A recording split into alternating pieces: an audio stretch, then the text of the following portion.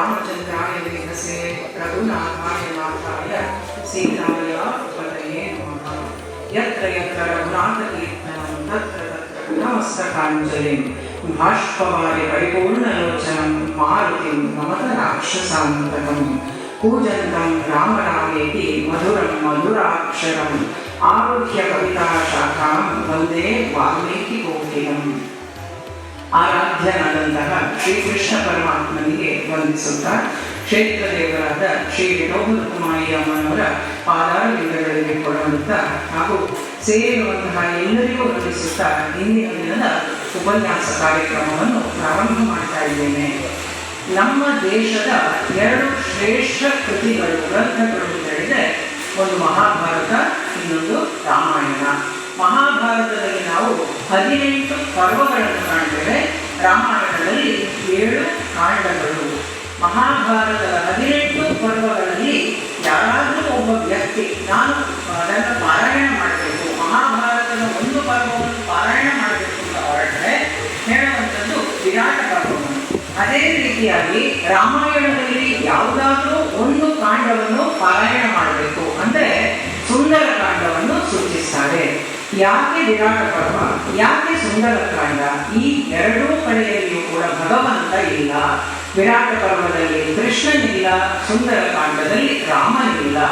ಸಂಪೂರ್ಣ ಭಗವಂತನ ಭಕ್ತರದೇ ಪರಾಕ್ರಮವನ್ನು ನಾವು ಸುಂದರ ಕಾಂಡದಲ್ಲಿಯೂ ಕಾಣಬಹುದು, ವಿರಾಟ ಪರ್ವದಲ್ಲಿಯೂ.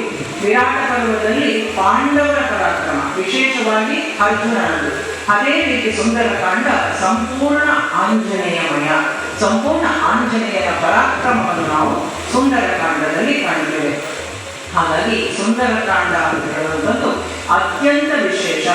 ಭಗವಂತನಿಲ್ಲದೆ ಭಗವಂತನ ಕಾರ್ಯವನ್ನು ಸಾಧನೆ ಮಾಡಿರುವಂತಹ ಆಂಜನೇಯನ ಸಂಪೂರ್ಣ ಕಥಾನಕವನ್ನು ನಾವು ಸುಂದರ ಕಾಂಡದಲ್ಲಿ ಕಾಣಬಹುದು. ಯಾಕೆ ಇದಕ್ಕೆ ಸುಂದರ ಕಾಂಡ ಅಂತ ಹೆಸರು ಬಂತು? ಸುಂದರೇ ಸುಂದರೋ ರಾಮ ಸುಂದರೇ ಸುಂದರ ಕವಿ ಸುಂದರೇ ಸುಂದರೇ ಸೀತಾ ಸುಂದರೇ ಎನ್ನ ಸುಂದರಂ ಅಂತ ಹೇಳ್ತಾರೆ. ಯಾಕೆ ಸುಂದರ ಕಾಂಡ ಇದು? ಸುಂದರೇ ಸುಂದರೋ ರಾಮ ಅಂದರೆ ಭಗವಂತ ಶ್ರೀ ರಾಮಚಂದ್ರ ಸ್ವಾಮಿಯ ಸಂಪೂರ್ಣ ಸೌಂದರ್ಯದ ವರ್ಣನೆಯನ್ನು ನಾವು ಸುಂದರ ಕಾಂಡದಲ್ಲಿ ಕಾಣ್ತೇವೆ. ಅದು ಕೂಡ ಆಂಜನೇಯನ ಮುಖದಿಂದ. ಆಂಜನೇಯ ತಾನು ಶ್ರೀರಾಮಚಂದ್ರನ ಆ ಸೌಂದರ್ಯವನ್ನು ಆಸ್ವಾದಿಸ್ತಾ ಅವನ ಶರೀರದ ಆ 32 ಲಕ್ಷಣಗಳನ್ನು ಕೂಡ ವಿವರಿಸುವುದನ್ನು ನಾವು ಸುಂದರ ಕಾಂಡದಲ್ಲಿ ಕಾಣಬಹುದು. ಸುಂದರೇ ಸುಂದರೋ ರಾಮ ಸುಂದರೇ ಸುಂದರ ಕವಿ. ಇನ್ನು ಕವಿಯಾದಂತಹ ನಮ್ಮ ಆಂಜನೇಯ ಆತ ವಿಯೋಗದಿಂದ ವಿರಹದಿಂದ ದೂರವಾಗಿರುವಂತಹ ಸೀತಾರಾಮಚಂದ್ರನನ್ನು ಒಂದುಗೂಡಿಸಬೇಕು, ಅವರಿಬ್ಬರನ್ನು ಸೇರಿಸಬೇಕು ಅಂತ ತಾನು ಪ್ರಯತ್ನ ಮಾಡಿದಾಗಲ್ಲ, ಆ ಪ್ರಯತ್ನವೂ ಕೂಡ ಸುಂದರವೇ. ಅಲ್ಲದೆ ಈ ಸೌಂದರ್ಯದ ಸಂಧಾನಕಾರ ನಮ್ಮ ಆಂಜನೇಯ ಆತ ಬಹಳ ಸುಂದರ, ಕಾಂಚನಾದಿ ಕಮನೀಯ ವಿಗ್ರಹಂ ಅಂತ ಹೇಳ್ತಾರೆ. ಸುಂದರ ಮೂರ್ತಿ ಮುಖ್ಯ ಪ್ರಾಣಬದ್ಧ ಅಂತ ನಾವು ದಾಸರ ಪದಗಳನ್ನು ಹಾಡ್ತೇವೆ. ಹಾಗಾಗಿ ಆ ಆಂಜನೇಯನು ಕೂಡ ಸುಂದರನೇ.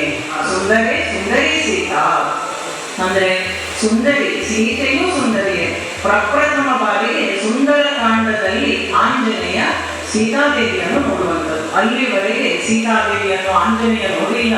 ಸುಂದರ ಕಾಂಡದಲ್ಲಿ ಆ ಅಶೋಕ ವನದಲ್ಲಿ ಯಾವಾಗ ನೋಡುತ್ತಾನೋ ಆವಾಗ ಆ ಸೀತೆಯ ಸೌಂದರ್ಯಕ್ಕೆ ತಾನು ತಲೆಬಾಗುತ್ತಾನೆ, ತಾಯಿಯಿಂದ ತಾನು ಅವಳಿಗೆ ನಮಿಸ್ತಾನೆ. ಹಾಗಾಗಿ ಸೀತೆಯ ಸೌಂದರ್ಯದ ವರ್ಣೆಯು ಇಲ್ಲಿ ಬರ್ತದೆ. ಹಾಗಾಗಿ ಇದು ಸುಂದರ ಕಾಂಡ.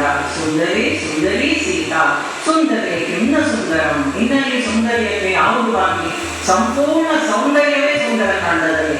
ಅಲ್ಲದೆ ಅಲ್ಲಿ ವಾಲ್ಮೀಕಿಗಳು ಬಳಸಿದಂತಹ ಪದ ಪ್ರಯೋಗಗಳನ್ನು ನಾವು ನೋಡಬಹುದು.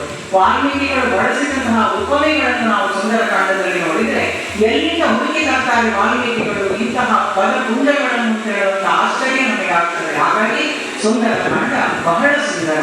ಸುಂದರೇ ಸುಂದರೋ ರಾಮ ಸುಂದರೇ ಸುಂದರ ಕವಿ ಸುಂದರೇ ಸುಂದರಿ ಸೀತಾ ಸುಂದರೇ ಇನ್ನ ಸುಂದರಂ.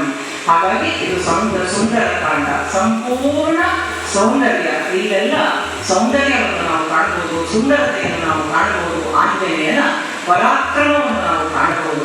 ಭಗವಂತನಿಲ್ಲದೆ ಭಗವಂತನ ಕಾರ್ಯವನ್ನು ಸಾಧಿಸಿ ಬರಲ್ಲ ಆಂಜನೇಯ. ಎಲ್ಲಿಂದ ಅವನಿಗೆ ಆ ಶಕ್ತಿ ಪ್ರಾಪ್ತವಾಯಿತು? ಅರ್ಜುನನಿಗೆ ಆ ವಿರಾಟ ಪರ್ವದಲ್ಲಿ ಆ ಶಕ್ತಿ ಎಲ್ಲಿಂದ ಅಂದರೆ ಅದು ಭಕ್ತಿ ತಂದುಕೊಟ್ಟಂತಹ ಶಕ್ತಿ. ಅದು ಅವರಲ್ಲಿದ್ದಂತಹ ಆ ಭಕ್ತಿ ಆ ಶಕ್ತಿಯನ್ನು ತಂದುಕೊಟ್ಟಿತು. ಸುಂದರಕಾಂಡಕ್ಕೆ ನಾವು ಪ್ರವೇಶವನ್ನು ಮಾಡುವುದರ ಮೊದಲು ಆಂಜನೇಯನ ಜನ್ಮ ಹೇಗಾಯಿತು ಅಂತ ಹೇಳುವಂಥದ್ದನ್ನು ನಾವು ತಿಳ್ಕೊಳ್ಬೇಕು. ಆ ನಂತರ ಸುಂದರಕಾಂಡದೊಳಗೆ ಪ್ರವೇಶ. ಆಂಜನೇಯನ ತಾಯಿ ಕುಂಜಿಕಾ ಸ್ಥಳ ಅಂತ ಹೇಳುವಂಥವಳು ಅಪ್ಸರೆ. ಆ ಕುಂಜಿಕಾ ಸ್ಥಳ ತಾನು ದೇವಲೋಕದಲ್ಲಿ ವಿಹಾರ ಮಾಡ್ತಾ ಇರ್ತಾಳೆ. ಅಲ್ಲಿ ಇರುವಂತಹ ಸಂದರ್ಭದಲ್ಲಿ ಇವಳ ಸ್ವಭಾವ ಹೇಗೆ ಅಂದ್ರೆ ಒಂದು ರೀತಿ ಕೀಟಲೆ ಸ್ವಭಾವ. ಋಷಿ ಮುನಿಗಳಿಗೆ ಭೂಮಿಗೆ ಬರುವಂಥದ್ದು, ಎಲ್ಲರಿಗೆ ಕೀಟಲೆ ಮಾಡುವುದು, ಅವರಿಡುವಂತಹ ವಸ್ತುಗಳನ್ನು ಅದರ ಜಾಗ ತಪ್ಪಿಸಿ ಮತ್ತೊಂದು ಕಡೆ ಇಡುವುದು, ಈ ರೀತಿ ಕೀಟಲೆಗಳನ್ನು ಮಾಡ್ತಾ ಇದ್ದು ಈ ಕುಂಜಿಕಾ ಸ್ಥಳ ಅಂತ ಹೇಳುವಂತಹ ಅಪ್ಸರೆ. ಇದರಿಂದ ಋಷಿ ಮುನಿಗಳು ಸಿಟ್ಟುಕೊಳ್ತಾರೆ. ಆಕೆ ಒಂದು ಶಾಪ, ನೀನು ಕಪಿಗಳ ರೀತಿಯಾಗಿ ವರ್ತನೆ ಮಾಡ್ತಾ ಇದ್ದೆ, ಭೂಮಿಯಲ್ಲಿ ವಾನರಿಯಾಗಿ ನೀನು ಜನಿಸು ಅಂತ ಆಕೆಗೆ ಶಾಪ ಕೊಟ್ಟ ಪರಿಣಾಮವಾಗಿ ಭೂಮಿಯಲ್ಲಿ ಅಂಜನಾದೇವಿಯಾಗಿ ಆ ಕುಂಜಿಕಾ ಸ್ಥಳ ಅಂತ ಹೇಳುವಂತಹ ಆ ಅಪ್ಸರೆ ಸುಮೇರು ಪರ್ವತದಲ್ಲಿ ತಾನು ಜನಿಸ್ತಾಳೆ. ಹೀಗೆ ಬಂದಂತಹ ಕುಂಜಿಕಾ ಸ್ಥಳ ಆಕೆ ವಾನರಿಯಾಗಿದ್ರೂ ಕೂಡ ಬಹಳ ಸೌಂದರ್ಯ, ಅವಳು ಮುಖ ವಾನರದಾಗಿದ್ರೂ ಕೂಡ ಬಹಳ ಸೌಂದರ್ಯವತಿ, ಅವಳು ಮೂಲತಃ ಅಪ್ಸರಲ್ಲ. ಹೀಗಿದ್ದಂತಹ ಕುಂಜಿಕಾ ಸ್ಥಳ ಒಂದು ಬಾರಿ ಸುಮೇರು ಪರ್ವತದ ಪರ್ವತ ಶಿಖರಗಳಲ್ಲಿ ತಾನು ಅಲೆದಾಡ್ತಾ ಇರಬೇಕಾದ್ರೆ ವಾಯುದೇವರು ಆಕೆಯನ್ನು ನೋಡ್ತಾರೆ. ನೋಡಿದಂತಹ ವಾಯುದೇವರು ಮೋಹಗೊಳ್ತಾರೆ ಈ ಅಪ್ಸರೆಯ ಮೇಲೆ. ಮೋಹಗೊಂಡು ಆ ಮನೋಸಂಬಂಧ ಅಂತ ಹೇಳುವಂಥದ್ದು ಏರ್ಪಾಡಾಗ್ತದೆ.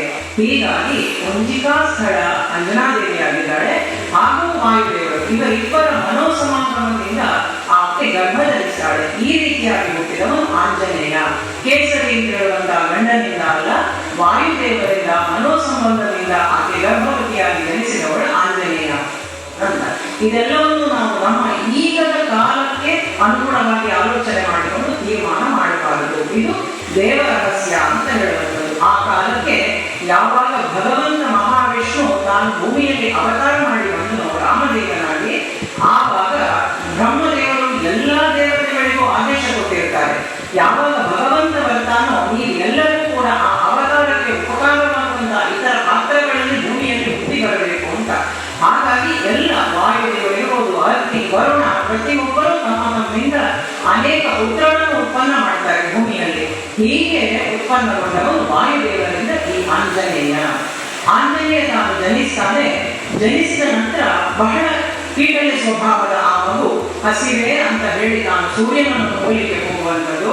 ಆವಾಗ ಇಂದ್ರನಿಂದ ಆದಂತಹ ವಜ್ರಾಘಾತ, ಕೆಳಗೆ ಬೀಳ್ತಾ ಇದ್ದಂತಹ ಮಗುವನ್ನು ಹಿಡಿದುಕೊಂಡು ವಾಯುದೇವರು ಗುಹೆಯನ್ನು ಪ್ರವೇಶ ಮಾಡುವಂಥದ್ದು. ಸಂಪೂರ್ಣ ಪ್ರಕೃತಿಯಲ್ಲಿ ವಾಯು ಸ್ತಂಭನ, ಇದೆಲ್ಲ ನಮ್ಗೆ ಗೊತ್ತು. ಹಾಗೆ ವಾಯು ಸ್ತಂಭನಗೊಳಿಸಿ ಯಾವಾಗ ವಾಯುದೇವರು ಗುಹೆಯನ್ನು ಪ್ರವೇಶಿಸಿದ್ರು ಆವಾಗ ಪ್ರಕೃತಿಯಲ್ಲಿ ವಾಯು ಇಲ್ಲದೆ ಅನಿಷ್ಟಗಳು ಸಂಭವಿಸ್ತದೆ. ಹಾಗಾಗಿ ಎಲ್ಲ ದೇವತೆಗಳು ಕೂಡ ಆ ಗುಹೆಯನ್ನು ಪ್ರವೇಶಿಸ್ತಾರೆ, ಆ ಮಗುವಿಗೆ ಅನುಗ್ರಹವನ್ನು ಮಾಡ್ತಾರೆ. ಎಲ್ಲ ದೇವತೆಗಳು, ಬ್ರಹ್ಮದೇವರು ಬಂದು ಹೇಳ್ತಾರೆ ಮತ್ತೆ ವಾಯುಚಲನೆ ಪ್ರಾರಂಭವಾಗಬೇಕು, ಈ ಮಗುವಿಗೆ ಅನುಗ್ರಹ, ಬ್ರಹ್ಮಾಸ್ತ್ರ ಇವನನ್ನು ಬಂಧಿಸಲಾರದು ಅಂತ ಆಂಜನೇಯನಿಗೆ ಬ್ರಹ್ಮದೇವರಿಂದ ಅನುಗ್ರಹ. ಅಗ್ನಿ ಹೇಳ್ತಾರೆ ಬಂದು, ಅಗ್ನಿ ಈ ಬಾಲಕನನ್ನು ಸುಡಲಾರದು. ಸೂರ್ಯದೇವರು ಒಂದು ಹೇಳ್ತಾರೆ, ಸಂಪೂರ್ಣ ವಿದ್ಯಾಭ್ಯಾಸವನ್ನು ನಾನು ಈ ಮಗನಿಗೆ ಮಾಡಿಕೊಡ್ತೇನೆ. ಮಗುವಿಗೆ ಯಾವಾಗ ಅವನು ವಿದ್ಯಾಭ್ಯಾಸಕ್ಕೆ ಅನುಗುಣವಾದಂತಹ ವಯಸ್ಸಿಗೆ ಬರ್ತಾನೋ ಆವಾಗ ಆ ಮಗುವಿಗೆ ಶಾಸ್ತ್ರಾಸ್ತ್ರ ಅಧ್ಯಯನವನ್ನು ಮಾಡುವಂತಹ ಹೊಣೆ ನನ್ನದು ಅಂತ. ಹೀಗೆ ಸೂರ್ಯದೇವರು ಆಂಜನೇಯನಿಗೆ ಗುರುವಾಗಿ ಸಕಲ ದೇವತೆಗಳು, ವರುಣ ದೇವರು ಹೇಳ್ತಾರೆ ನೀರಿನಿಂದ ಇವನಿಗೆ ಯಾವುದೇ ಹಾನಿ ಸಂಭವಿಸುವುದಿಲ್ಲ. ಹೀಗೆ ಎಲ್ಲಾ ದೇವತೆಗಳಿಂದ ಅನುಗ್ರಹವನ್ನು ಪಡೆದುಕೊಂಡಂತಹ ಆಂಜನೇಯನ ಶಕ್ತಿ ಇನ್ನಷ್ಟು ಹೆಚ್ಚಿತು. ಪೆಟ್ಟು ತಿಂದರ ಫಲ ಇದೆ. ಪೆಟ್ಟು ತಿಂದಾಕ್ಷಣ ಪೆಟ್ಟು ಬಿತ್ತು ಅಂತ ಕೊಲಗಲಿಕ್ಕಿಲ್ಲ. ಆ ಪೆಟ್ಟು ಯಾವಾಗ ವಜ್ರಾಯುಧದ್ದು ಬಿತ್ತೋ ಆ ಪೆಟ್ಟಿನಿಂದಾಗಿ ಈ ರೀತಿಯ ಅನುಗ್ರಹ ಆ ಬಾಲಕನಿಗೆ, ಆ ಮಗುವಿಗೆ ಪ್ರಾಪ್ತವಾಯಿತು. ಈ ಇಷ್ಟು ಬಲ ಮತ್ತಷ್ಟು ಪಡ್ಕೊಂಡ ನಂತರ ತಾಯಿ ಯಾವ ರೀತಿ ಕೀಟಲೆ ಮಾಡಿ ಶಾಪಗ್ರಸ್ತರಾಗಿ ಭೂಮಿಗೆ ಬಂದಲ್ಲ, ಅದೇ ರೀತಿಯ ಕೀಟಲೆ ಸ್ವಭಾವ ಈ ಮಗುವಿನಲ್ಲಿಯೂ ಕಂಡಿತು. ಆಂಜನೇಯ ಋಷಿ ಮುನಿಗಳಿಗೆ ತೊಂದರೆ ಕೊಡುವಂಥದ್ದು, ಅವರ ಶಿಖೆಯನ್ನು ಎಳೆಯುವುದು, ಅವರ ವಸ್ತುಗಳನ್ನು ಎಲ್ಲೆಂದರಲ್ಲಿ ಕೊಂಡು ಇಡುವಂಥದ್ದು, ಈ ರೀತಿಯ ಚೇಷ್ಟೆಗಳೆಲ್ಲ ಪ್ರಾರಂಭ. ಆವಾಗ ಋಷಿ ಮುನಿಗಳು ಒಂದು ಚಿಕ್ಕದಾದ ಶಾಪವನ್ನು ಆಂಜನೇಯನಿಗೆ ಕೊಟ್ಟು ಬಿಡ್ತಾರೆ. ಏನು ಶಾಪ ಅಂದ್ರೆ, ನಿನ್ನಲ್ಲಿ ಇರುವಂತಹ ಈ ಅಪರಿಮಿತವಾದ ಶಕ್ತಿ ಏನುಂಟು ಅದು ನಿನಗೆ ಇನ್ನೊಬ್ಬರು ಜ್ಞಾಪಿಸದೆ ನಿನಗೆ ನೆನಪಿಗೆ ಬಾರದೇ ಹೋಗ್ಲಿ ಅಂತ ಶಾಪ ಕೊಟ್ಟು ಬಿಡ್ತಾರೆ. ಹೀಗಿರ್ಬೇಕಾದ್ರೆ ಬಾಲಕ ಯೌವನಾವಸ್ಥೆಗೆ ಬಂದಿದ್ದಾನೆ, ಕಿಷ್ಕಿಂಧೆಯನ್ನು ಸೇರ್ತಾನೆ. ವಾಲಿ ಸುಗ್ರೀವರ ಅವರ ಜೊತೆಯಲ್ಲಿ ಸಚಿವರಾಗಿ ತಾನಿದ್ದಾನೆ. ಈ ವಾಲಿ ಸುಗ್ರೀವರು ಕಿಷ್ಕಿಂಧೆಯ ರಾಜಕುಮಾರರು, ಅಣ್ಣ ತಮ್ಮಂದರು. ಸುಗ್ರೀವ ಸೂರ್ಯನಿಂದ ಧರಿಸಿದವನಾದರೆ ಇಂದ್ರನಿಂದ ಧರಿಸಿದವನು ವಾಲಿ. ಇವರೆಲ್ಲ ರಾಮಾವತಾರದ ಸಂದರ್ಭದಲ್ಲಿ ದೇವತೆಗಳಿಂದ ಉತ್ಪನ್ನರಾದಂತಹ ವಾನರರು, ಸಾಮಾನ್ಯ ವಾನರರಲ್ಲ ಇವರು. ಒಂದು ಬಾರಿ ಕಿಷ್ಕಿಂಧೆಗೆ ಮಾಯಾವಿ ಹೇಳುವಂತಹ ರಾಕ್ಷಸ ಹಾಗೂ ದುಂದುಭಿ, ಈ ಇಬ್ಬರು ಅಣ್ಣ ತಮ್ಮಂದಿರು ಆಕ್ರಮಣ ಮಾಡ್ತಾರೆ ಕಿಷ್ಕಿಂಧೆಗೆ. ದುಂದುಭಿಯ ಜೊತೆಯಲ್ಲಿ ವಾಲಿಗೆ ಯುದ್ಧ. ದುಂದುಭಿ ಮತ್ತು ವಾಲಿ ಮಹಾಪರಾಕ್ರಮಿ. ವಾಲಿಗೂ ದುಂದುಭಿಗೂ ಯುದ್ಧ ನಡೀತದೆ. ಯುದ್ಧ ನಡೆದಾದ ಮೇಲೆ ಈ ವಾಲಿ ದುಂದುಭಿಯನ್ನು ಅವನನ್ನು ಕೊಂದು ಅವನ ಶರೀರವನ್ನು ಎಸೆದು ಬಿಡ್ತಾನೆ. ಎಸೆದಂತಹ ಶರೀರ ಹೋಗಿ ಋಷ್ಯಮುಖ ಪರ್ವತದಲ್ಲಿ ಬೀಳ್ತದೆ. ಋಷ್ಯಮುಖ ಪರ್ವತದಲ್ಲಿ ಮದಂಗ ಮುನಿಗಳು ತಪಸ್ಸು ಮಾಡ್ತಾ ಇದ್ದಾರೆ. ಅಲ್ಲಿ ಶರೀರ ಬಿದ್ದಾಗ ಆ ರಕ್ತ ಆ ಶರೀರದಿಂದ ಚಿಮ್ಮಿ ಮದಂಗ ಮುನಿಗಳ ಮುಖಕ್ಕೆ ಬಿತ್ತು. ಆ ಕ್ಷಣಕ್ಕೆ ಅವರ ತಪಸ್ಸು ಭಗ್ನವಾಯಿತು. ಸಿಟ್ಟುಕೊಳ್ತಾರೆ. ವಾಲಿಗೆ ಶಾಪ, ಇನ್ನು ಮುಂದೆ ಋಷ್ಯಮುಖ ಪರ್ವತಕ್ಕೆ ಕಾಲಿಡುವಂಥದ್ದಿಲ್ಲ, ಇಲ್ಲಿ ಕಾಲಿಟ್ಟರೆ ನಿನ್ನ ಮೃತ್ಯು ಸಂಭವಿಸ್ತದೆ ಅಂತ ಮದಂಗ ಮುನಿಗಳು, ಅಹಲ್ಯೆಯ ಕ್ಷಮಿಸಿ ಶಬರಿಯ ಗುರುಗಳು ಆಕೆ ಅವರು ಶಾಪ ಕೊಟ್ಟು ಬಿಡ್ತಾರೆ. ಋಷ್ಯಮುಖ ಪರ್ವತಕ್ಕೆ ಬರುವಂತಿಲ್ಲ, ವಾಲಿಗೆ ಅಲ್ಲಿ ಹೋಗುವಂತಿಲ್ಲ, ನಿಷೇಧ. ಹೀಗೆ ದುಂದುಭಿ ವಧೆ ಆದ ನಂತರ ಅವನ ತಮ್ಮನಾದ ಮಾಯಾವಿ ಯುದ್ಧಕ್ಕೆ ಬರ್ತಾನೆ. ಮಾಯಾವಿ ಜೊತೆಯಲ್ಲಿ ಮತ್ತೆ ವಾಲಿಗೆ ಯುದ್ಧ. ಈ ಯುದ್ಧ ನಡೆಯುವುದೆಲ್ಲಿ ಅಂದ್ರೆ ಒಂದು ಗುಹೆಯಲ್ಲಿ, ಕಿಷ್ಕಿಂಧೆಯ ಗುಹೆಯಲ್ಲಿ ಯುದ್ಧ ಆಗ್ತಾ ಇರಬೇಕಾದ್ರೆ ಹೊರಗಡೆ ಸುಗ್ರೀವನನ್ನು ಅವರಿಗೆ ನಿಲ್ಲಿಸಿದ್ದಾನೆ ವಾಲಿ ತಮ್ಮನನ್ನು. ಎಷ್ಟು ದಿನ ಕಳೆದರೂ ಕೂಡ ಒಳಗಿನಿಂದ ಮಾಯಾವಿ ಮತ್ತು ಸುಗ್ರೀವನ ಅಣ್ಣನಾದಂತಹ ವಾಲಿ ಹೊರಗೆ ಬರುವುದಿಲ್ಲ. ಸುಗ್ರೀವ ಹೊರಗೆ ಕಾಯ್ತಾ ಇದ್ದಾನೆ, ಯಾಕೆ ಬರುವುದಿಲ್ಲ? ಕೊನೆಗೊಂದು ದಿನ ಎಷ್ಟೋ ತಿಂಗಳಾದ ಮೇಲೆ ರಕ್ತ ಹರಿದು ಬಂದು ಗುಹೆಯಿಂದ. ಅದೇ ರೀತಿಯಾಗಿ ವಾಲಿಯ ಆಕ್ರಂದನವು ಕೇಳಿತು. ಆರ್ತನಾದ. ಹಾಗಾದ್ರೆ ಒಳಗಡೆ ವಾಲಿ ಸತ್ತಿರಬಹುದು, ಇನ್ನು ಮಾಯಾವಿ ಹೊರಗೆ ಬರುವುದು ಬೇಡ ಅಂತ ತಿಳ್ಕೊಂಡಂತಹ ಸುಗ್ರೀವ ಬಂಡೆಯನ್ನು ಅಡ್ಡ ಇಟ್ಟು ಮರಳಿ ಬರ್ತಾನೆ ಕಿಷ್ಕಿಂಧೆಗೆ. ಕಿಷ್ಕಿಂಧೆಗೆ ಬಂದಾಗ ಅಲ್ಲಿ ಅರಾಜಕತೆ, ರಾಜನಿಲ್ಲದೆ ಇರಬಾರದು ಅಂತ ಜನರೆಲ್ಲ ಸುಗ್ರೀವನಿಗೆ ಪಟ್ಟಾಭಿಷೇಕ ಮಾಡ್ತಾರೆ. ಆದರೆ ಗುಹೆಯೊಳಗೆ ಸತ್ತವನು ಆ ಮಾಯಾವಿಯಲ್ಲ, ಸತ್ತವನು ವಾಲಿಯಲ್ಲ, ಮಾಯಾವಿ. ಹಾಗಾಗಿ ಮಾಯಾವಿಯನ್ನು ಕೊಂದಂತಹ ವಾಲಿ ಹೊರಗೆ ಬರ್ತಾನೆ. ಬಂದವನು ನೋಡುವಾಗ ಇಲ್ಲಿ ರಾಜನಾಗಿದ್ದಾನೆ, ತಮ್ಮ ನೀನು ರಾಜ್ಯದ ಆಸೆಗಾಗಿ ನನ್ನಲ್ಲಿ ಬಂದಿಯಾಗಿ ಮಾಡಿ ಬಂದಿದ್ದೀನಿ ಹೇಳಿ ಅವನು ಇವನನ್ನು ದೇಶದಿಂದ ಬಹಿಷ್ಕಾರ ಮಾಡ್ತಾನೆ ಕಿಷ್ಕಿಂಧೆಯಿಂದ. ವಾಲಿಯ ಜೊತೆಯಲ್ಲಿ ಹೋರಾಡುವಂತಹ ಆ ಸಾಮರ್ಥ್ಯಕ್ಕೆ ಸುಗ್ರೀವನಿಗೆ ಇಲ್ಲ.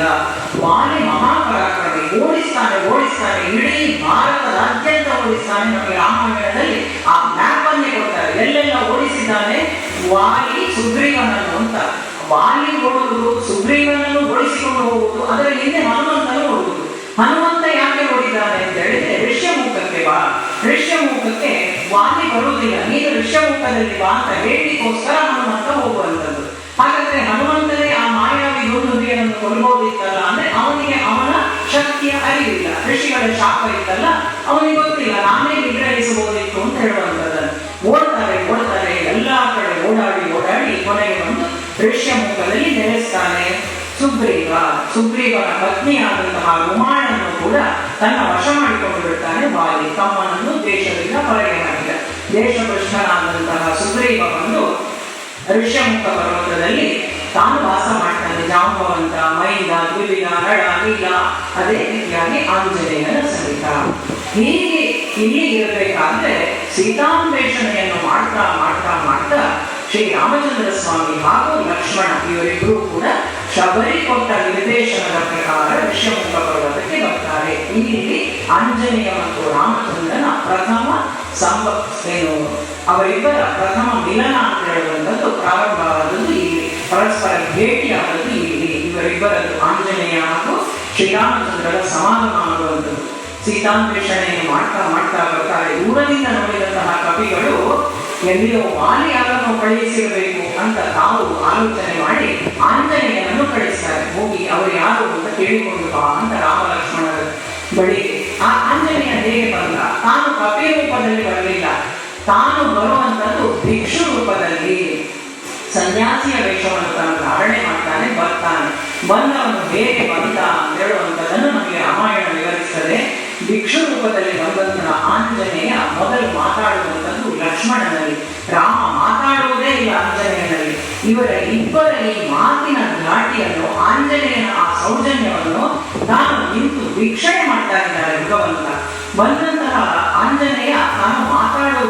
ಯಾವುದು ಹೆಚ್ಚಿನ ವೇಗದಲ್ಲಿಯೂ ಅಲ್ಲ, ತಗ್ಗು ಸ್ವರದಲ್ಲಿಯೂ ಅಲ್ಲ, ನಿಧಾನವಾಗಿ ಮಾತಾಡ್ತಾನೆ. ಕುಲವ ನಾಲಗೆ ಅರುಹಿತು ಅಂತ ಪಂಪನ ಹೇಳುವಂತ ಮಾತು. ಯಾವಾಗ ಆಂಜನೇಯ ಮಾತಾಡ್ತಾನೋ ಅವನ ಆ ಚಾರಿತ್ರ್ಯ ಎಂಥದ್ದು, ಅವನ ಆ ವಿದ್ಯೆ ಎಂಥದ್ದು ಎಲ್ಲವನ್ನೂ ಕೂಡ ಗ್ರಹಿಸಿಬಿಟ್ಟ ಭಗವಂತ. ಆ ತನ್ನ ಕಾರ್ಯಕ್ಕಾಗಿ ಆಂಜನೇಯನನ್ನು ಆಯ್ಕೆ ಮಾಡಿಕೊಂಡು ಬಿಟ್ಟ ಶ್ರೀರಾಮಚಂದ್ರ ಸ್ವಾಮಿ. ನಂತರ ಲಕ್ಷ್ಮಣ ಅಂತ ಹೇಳುವುದು ನ ಋಗ್ವೇದ ಪ್ರಣೀತ ನ ಯಜುರ್ವೇದ ಪಾಲಕ. ಅಷ್ಟೆಲ್ಲ ವಿದ್ಯೆ ಇಲ್ಲದೆ, ಋಗ್ವೇದದಲ್ಲಿ ಪ್ರಣೀತನಾಗಿಲ್ಲದೆ, ಯಜುರ್ವೇದವನ್ನು ತಾನು ಕಲಿತವನಲ್ಲದೆ ಈ ರೀತಿಯಾಗಿ ಮಾತು ಒಬ್ಬ ಸಾಮಾನ್ಯ ಕವಿಯಿಂದ ಬರಲಿಕ್ಕೆ ಸಾಧ್ಯವೇ ಇಲ್ಲ, ಇವನು ಸಾಮಾನ್ಯನಲ್ಲ ಅಂತ. ಆಮೇಲೆ ಆಂಜನೇಯನಿಂದಲೇ ಕರ್ಕೊಂಡು ಬರುವಂತವರಾಗಿ ಸುಗ್ರೀವನ ಭೇಟಿಯಾಗುವಂಥದ್ದು. ಸುಗ್ರೀವ ಹಾಗೂ ಶ್ರೀರಾಮನಿಗೆ ಸಖ್ಯ. ಅದೇ ರೀತಿ ವಾಲಿಯನ್ನು ಕೊಂದು ನಿನಗೆ ಮರಳಿ ಕಿಷ್ಕಿಂಧೆಯನ್ನು ಕೊಡಿಸಿ ಬಿಡ್ತೇನೆ ಅಂತ ರಾಮ ಹೇಳುವಂಥದ್ದು, ಹಾಗೂ ಸೀತಾನ್ವೇಷಣೆಯಲ್ಲಿ ನಾನು ಸಹಾಯ ಮಾಡ್ತೇನೆ ಅಂತ ರಾಮನಿಗೆ ಈ ಸುಗ್ರೀವ ಮಾತು ಕೊಡುವುದು. ಅದೇ ಪ್ರಕಾರವಾಗಿ ವಾಲಿಯನ್ನು ಕೊಂದು ಸುಗ್ರೀವನ ಪತ್ನಿಯಾದಂತಹ ಉಮಾದೇವಿಯನ್ನು ಮರಳಿ ಸುಗ್ರೀವನಿಗೆ ದೊರಕಿಸಿಕೊಡ್ತಾನೆ. ಮತ್ತು ಕಿಷ್ಕಿಂಧೆಯ ಆ ಇಡೀ ಸಾಮ್ರಾಜ್ಯವನ್ನು ಶ್ರೀರಾಮಚಂದ್ರ ಸ್ವಾಮಿ ಸುಗ್ರೀವನಿಗೆ ದಯಪಾಲಿಸ್ತಾನೆ. ಈಗ ಸುಗ್ರೀವ ತನ್ನ ಕೊಟ್ಟ ಮಾತನ್ನು ಉಳಿಸಿಕೊಳ್ಳಬೇಕು. ಸೀತಾನ್ವೇಷಣೆಗಾಗಿ ತನ್ನ ಸಮಸ್ತ ಸೇನೆಯನ್ನು ಕಳಿಸಿಕೊಡಬೇಕು. 4 ತಿಂಗಳ ಚಾತುರ್ಮಾಸ ಮುಗಿದ ಬಳಿಕ, ಚಾತುರ್ಮಾಸದ ಆ 4 ತಿಂಗಳ ಅವಧಿ ಮುಗಿದ ಬಳಿಕ ಸೀತಾನ್ವೇಷಣೆಯ ಕಾರ್ಯ. 4 ದಿಕ್ಕುಗಳಿಗೆ ಹೋಗ್ತದೆ ಸೈನ್ಯ, ಉತ್ತರ, ದಕ್ಷಿಣ, ಪೂರ್ವ, ಪಶ್ಚಿಮ. ಈ 4 ದಿಕ್ಕುಗಳಿಗೆ ಹೊರಟಂತಹ ಸೈನ್ಯದಲ್ಲಿ ದಕ್ಷಿಣ ದಿಕ್ಕಿಗೆ ಹೋಗುವಂಥದ್ದು ನಮ್ಮ ಆಂಜನೇಯನಿರುವಂತಹ ಸೈನ್ಯ. ಆಂಜನೇಯ, ಜಾಂಬವಂತ, ಮೈಂದ, ದ್ವಿವಿಧ, ನೀಲ ಎಲ್ಲರೂ ಹೋಗ್ತಾರೆ ದಕ್ಷಿಣ ದಿಕ್ಕಿಗೆ. ಸುಗ್ರೀವಾಜ್ಞೆ ಹೇಗೆ? 1 ತಿಂಗಳೊಳಗೆ ಸೀತೆಯಲ್ಲಿದ್ದಾಳೆ ಅಂತ ಪತ್ತೆ ಮಾಡಿ ಬರಬೇಕು. ಪತ್ತೆ ಮಾಡಿ ಬರದಿದ್ರೆ ಶಿರಚ್ಛೇದನ, ಮರಣದಂಡನೆ ಅಂತ ಸುಗ್ರೀವಾಜ್ಞೆ ಅಂತ ಬಂದದ್ದು ಆ ಕಾಲದಿಂದಲೇ. ಹಾಗಾಗಿ ಸೀತಾನ್ವೇಷಣೆಗೆ ಹೊರಡುತ್ತದೆ. ಸಂಪೂರ್ಣ ದಂಡ ಹೋಯಿತು. ಇಲ್ಲಿ ಆಂಜನೇಯನು ಹೋದ. ಭಕ್ತನ ಭಕ್ತಿಯ ಆ ಒಂದು ರಭಸವನ್ನು ನಾವು ಸುಂದರಕಾಂಡದಲ್ಲಿ ನೋಡಬೇಕು. ಸ್ವಯಂ ಪ್ರಭೆಯನ್ನು ಭೇಟಿಯಾಗುತ್ತಾರೆ. ಅಲ್ಲಿಂದ ಮುಂದೆ ಬಂದು ಸಮುದ್ರ ತಟಕ್ಕೆ ಬಂದಿದ್ದಾರೆ. ನೋಡಿದ್ರೆ ಸಮುದ್ರ ದಂಡೆ. ಸೀತೆ ಎಲ್ಲಿರಬಹುದು ಅಂತ ಹುಡುಕುತ್ತಾ ಹುಡುಕುತ್ತಾ ಹುಡುಕುತ್ತಾ ದಕ್ಷಿಣ ದಿಕ್ಕಿಗೆ ಬಂದಂತಹ ಕವಿಗಳು, ಉಳಿದ ಕಡೆಗೆಲ್ಲ ಹೋದಂತಹ ಕವಿಗಳು ಬಂದು ಸೀತೆ ಎಲ್ಲೂ ಲಭ್ಯ ಆಗಲಿಲ್ಲ. ಆದರೆ ದಕ್ಷಿಣ ದಿಕ್ಕಿಗೆ ಹೋದವರು ಬರಲಿಲ್ಲ. ಸಮುದ್ರ ದಂಡೆಯ ಮೇಲೆ ಬಂದು ಕೂತ್ಕೊಳ್ತಾರೆ. ಇದನ್ನು ದಾಟಿ ಹೋಗುವ ಸಾಮರ್ಥ್ಯ ಯಾರಿಗಿದೆ? ಕೆಲವರು ಹೇಳ್ತಾರೆ ಅಲ್ಲಿ ಮುಂದೆ ಲಂಕೆ ಇದ್ದಾಳೆ ಅಂತ ಹೇಳುವಂತಹ ಸೂಚನೆ ಸಿಕ್ಕಿದೆ. ಸಂಪಾತಿ ಅಂತ ಹೇಳಿ ಜಟಾಯುವಿನ ಅಣ್ಣ, ಅವನ ಮೇಲೆ ಅಲ್ಲಿ ಬಂದು ಇವರಿಗೆ ಮಾರ್ಗದರ್ಶನ ಕೊಡ್ತಾನೆ. ಲಂಕೆಯಲ್ಲಿ ಇದ್ದಾಳೆ ಸೀತೆ, ನನ್ನ ಮಗನಾದಂತಹ ಸುಭಾಷ್ವ ನೋಡಿ ಬಂದಿದ್ದಾನೆ, ನೀವು ಲಂಕೆಗೆ ಹೋಗಬೇಕು ಅಂತ ಜಟಾಯುವಿನ ಅಣ್ಣನ ಮಾರ್ಗದರ್ಶನ ಪ್ರಕಾರ ಇವಾಗ ಲಂಕೆಗೆ ಹೋಗಬೇಕು. ಯಾವ ಕವಿಗೆ ಅಂತಹ ಸಾಮರ್ಥ್ಯತೆ ಉಂಟು? ಆ ಸಾಮರ್ಥ್ಯಕ್ಕೆ ಯಾವ ಕವಿಯಲ್ಲಿ ಉಂಟು ಹಾಗೆ ಹೋಗುವಂಥದ್ದು? ಮಂಗಲ ಹೇಳ್ತಾನೆ, ನಾನು ಅರ್ಧ ಹೋಗಬಲ್ಲೆ, ಅದರಿಂದ ಮುಂದೆ ಹೋಗ್ಲಿಕ್ಕೆ ಸಾಧ್ಯ ಇಲ್ಲ. 3 ಯೋಜನೆ ವಿಸ್ತಾರವಾಗಿರುವಂತಹ ಸಮುದ್ರ. ಕೆಲವರು ಹೇಳ್ತಾರೆ ನಾನು ಹೋಗಬಲ್ಲೆ, ಮರಳಿ ಬರ್ತೇನೋ ಇಲ್ಲೋ ಗೊತ್ತಿಲ್ಲ. ಇಷ್ಟೆಲ್ಲ ಇವರ ಮಧ್ಯದಲ್ಲಿ ವಾಗ್ವಾದಗಳು, ವಾದ ವಿವಾದ ನಡೀತಾ ಇರಬೇಕಾದ್ರೆ ಆಂಜನೇಯ ತನಗೆ ಏನೂ ಗೊತ್ತಿಲ್ಲದ ರೀತಿಯಲ್ಲಿ ಒಂದು ಮಂಡೆ ಮೇಲೆ ಕೂತ್ಕೊಂಡು ತಾನು ರಾಮಧ್ಯಾನದಲ್ಲಿ ನಿರತನಾಗಿದ್ದಾನೆ. ಅವನಿಗೆ ರಾಮಧ್ಯಾನವನ್ನು ಬಿಟ್ಟು ಬೇರೇನೂ ಗೊತ್ತಿಲ್ಲ. ಒಂದಿಷ್ಟು ಕಾಲ ಸಿಕ್ಕಿತು ಅಂತ ಹೇಳಿದ್ರೆ ರಾಮಧ್ಯಾನದಲ್ಲಿ ಮರೀತಾ ಮೈಮರಿ ಬಂದವನು ಆಂಜನೇಯ. ತಾನು ಕೂತಿದ್ದಾನೆ. ರಾಮಸ್ಮರಣೆ ಆಂಜನೇಯನನ್ನು ಎಬ್ಬಿಸಲಿಕ್ಕೋಸ್ಕರ ಜಾಂಬವಂತ ಬರ್ತಾನೆ. ಬಂದಂತಹ ಜಾಂಬವಂತ, ಇವಾಗ ನೀನು ಮಾತ್ರ ಈ ಸಾಗರವನ್ನು ಉಲ್ಲಂಘನೆ ಮಾಡಿ ಹೋಗಿ ಸೀತೆಯ ಪತ್ತೆಯನ್ನು ಮಾಡಿ ಬರಲಿಕ್ಕೆ ಸಾಧ್ಯ, ಎದ್ದೇಳು, ನಿನ್ನನೇ ಆ ಶಕ್ತಿ ಪರಾಕ್ರಮ ಅಂತ ಜಾಂಬವಂತ ಬಂದು ಆಂಜನೇಯನನ್ನು ಎಬ್ಬಿಸ್ತಾನೆ. ಈವಾಗ ಆಂಜನೇಯನಿಗೆ ತನ್ನ ಶಕ್ತಿ ಪರಾಕ್ರಮಗಳ ಅರಿವು ಮೂಡಿತು. ತನ್ನ ಶರೀರವನ್ನು ಬಹಳಾಕಾರವಾಗಿ ಬೆಳೆಸಿಕೊಳ್ತಾನೆ. ಆಕಾಶದೆತ್ತರಕ್ಕೆ ವಿಶಾಲವಾಗಿ ಚಾಚಿಕೊಂಡಿರುವಂತಹ ಆಂಜನೇಯನ ಶರೀರ ತನ್ನ ಶಕ್ತಿಯನ್ನೆಲ್ಲವನ್ನು ತನ್ನೊಳಗೆ ತಾನು ಕ್ರೋಢೀಕರಣ ಮಾಡಿಕೊಳ್ತಾನೆ. ಆ ಜಾಂಬವಂತ ನೆನಪು ಮಾಡಿದ ಕ್ಷಣ ಎಲ್ಲವೂ ನೆನಪಾಯಿತು. ತಾನು ಮಹೇಂದ್ರ ಪರ್ವತವನ್ನು ಏರಬೇಕು. ಇಲ್ಲಿಂದ ಸುಂದರಕಾಂಡ ಪ್ರಾರಂಭವಾಗುವಂಥದ್ದು. ಆಂಜನೇಯನ ಪ್ರಯಾಣ ಮಹೇಂದ್ರ ಪರ್ವತದಿಂದ ತ್ರಿಕೂಟ ಪರ್ವತದವರೆಗೆ. ತ್ರಿಕೂಟ ಪರ್ವತ ಇರುವುದು ಲಂಕೆಯಲ್ಲಿ, ಮಹೇಂದ್ರ ಪರ್ವತ ಈ ಸಮುದ್ರ ತಟದಲ್ಲಿ. ಇಲ್ಲಿಂದ ಅಲ್ಲಿಗೆ ಪ್ರಯಾಣ ಮಾಡಬೇಕು ಆಂಜನೇಯ. ಮಹೇಂದ್ರ ಪರ್ವತವನ್ನು ಏರಿದ. ಅದು ಹೇಗೆ ಏರಿದ ನಾವು ಸುಂದರಕಾಂಡದಲ್ಲಿ ಆ ವರ್ಣನೆಯನ್ನು ನೋಡಬೇಕು. ಬಹಳ ಸುಂದರ ವಾಲ್ಮೀಕಿಗಳ ವರ್ಣನೆ.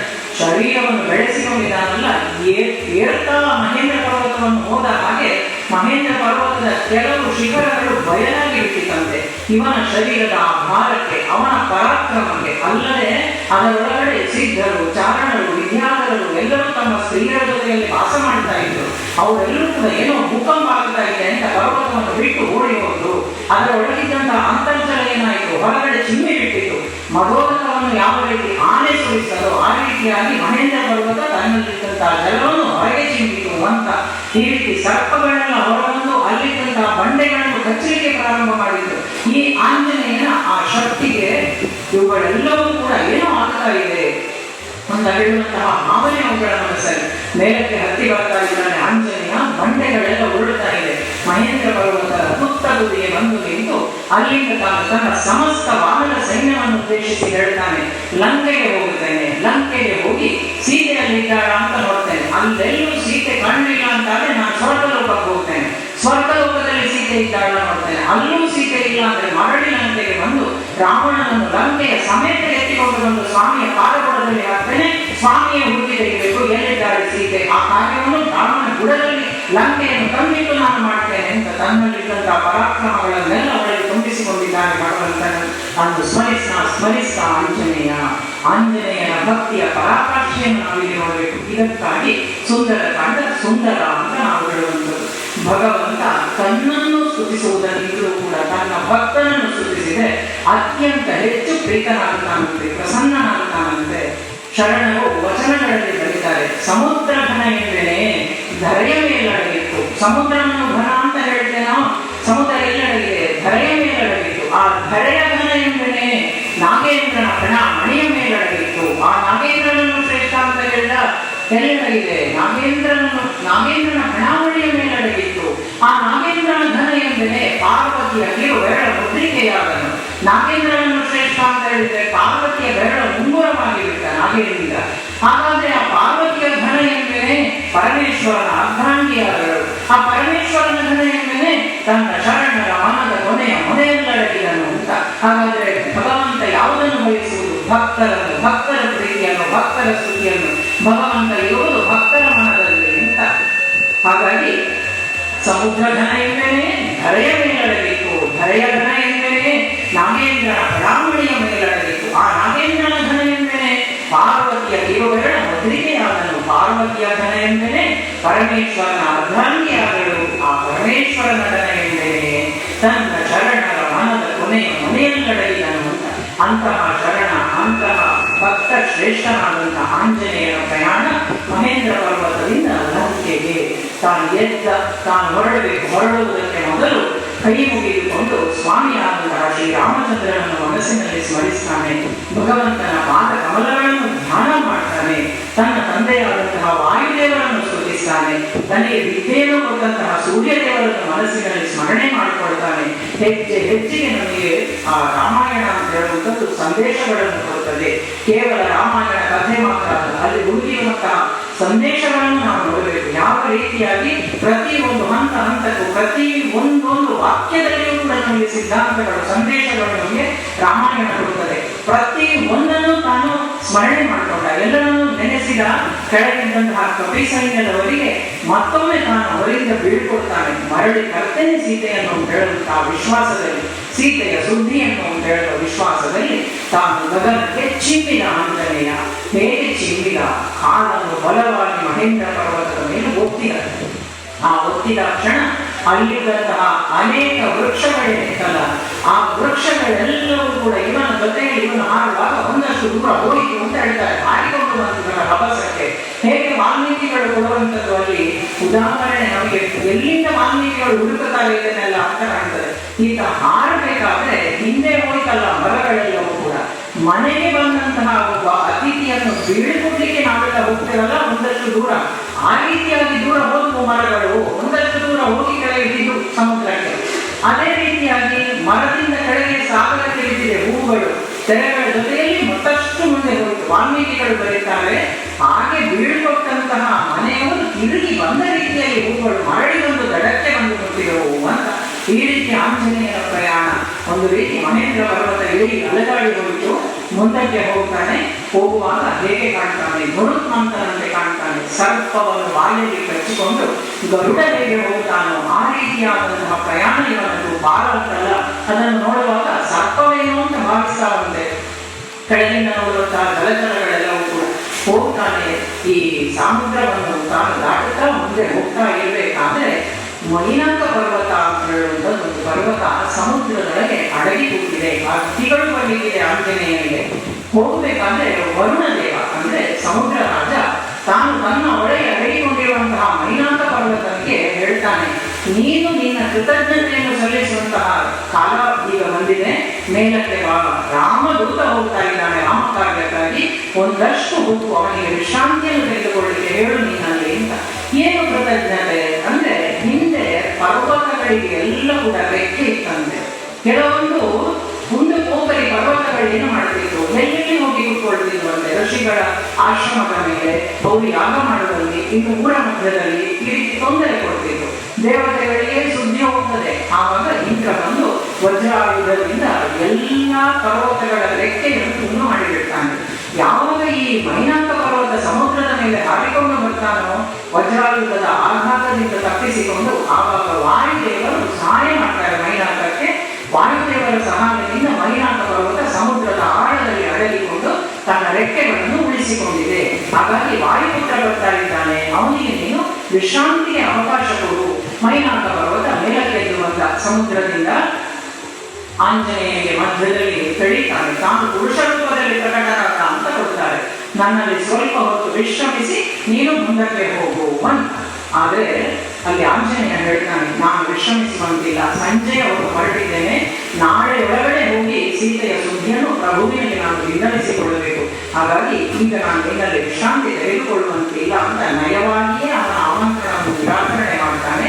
ಇನ್ನೊಮ್ಮೆ ಈ ಅವಕಾಶ ಬಂದಾಗ ಖಂಡಿತವಾಗಿಯೂ ನಿನ್ನಲ್ಲಿ ಬರ್ತೇನೆ ಅಂತ ಹೇಳಿ ನಯವಾಗಿ ಅವನ ಮೈ ತಡೆದಿ, ಯಾಕಂದ್ರೆ ಸಾತ್ವಿಕವಾಗಿ ಆತಿಥ್ಯವನ್ನು ಕೊಟ್ಟಿದ್ದಾನೆ ಮೈನಾಕ. ಒಮ್ಮೆಲೆ ತಿರಸ್ಕರಿಸುವುದಿಲ್ಲ ಆಂಜನೇಯ. ಅವನ ಮೈ ತಡೆದಿ ಎಲ್ಲನೇ ಆ ಮೈನಾಕವನ್ನು ಮತ್ತೆ ಸಮುದ್ರದ ಆಳಕ್ಕೆ ಮುಟ್ಟಿ ತಾನು ಆಂಜನೇಯ ಮತ್ತೆ ರಾಮಸ್ಮರಣೆಯೊಂದಿಗೆ ಮುಂದಕ್ಕೆ ಹೋಗ್ತಾನೆ.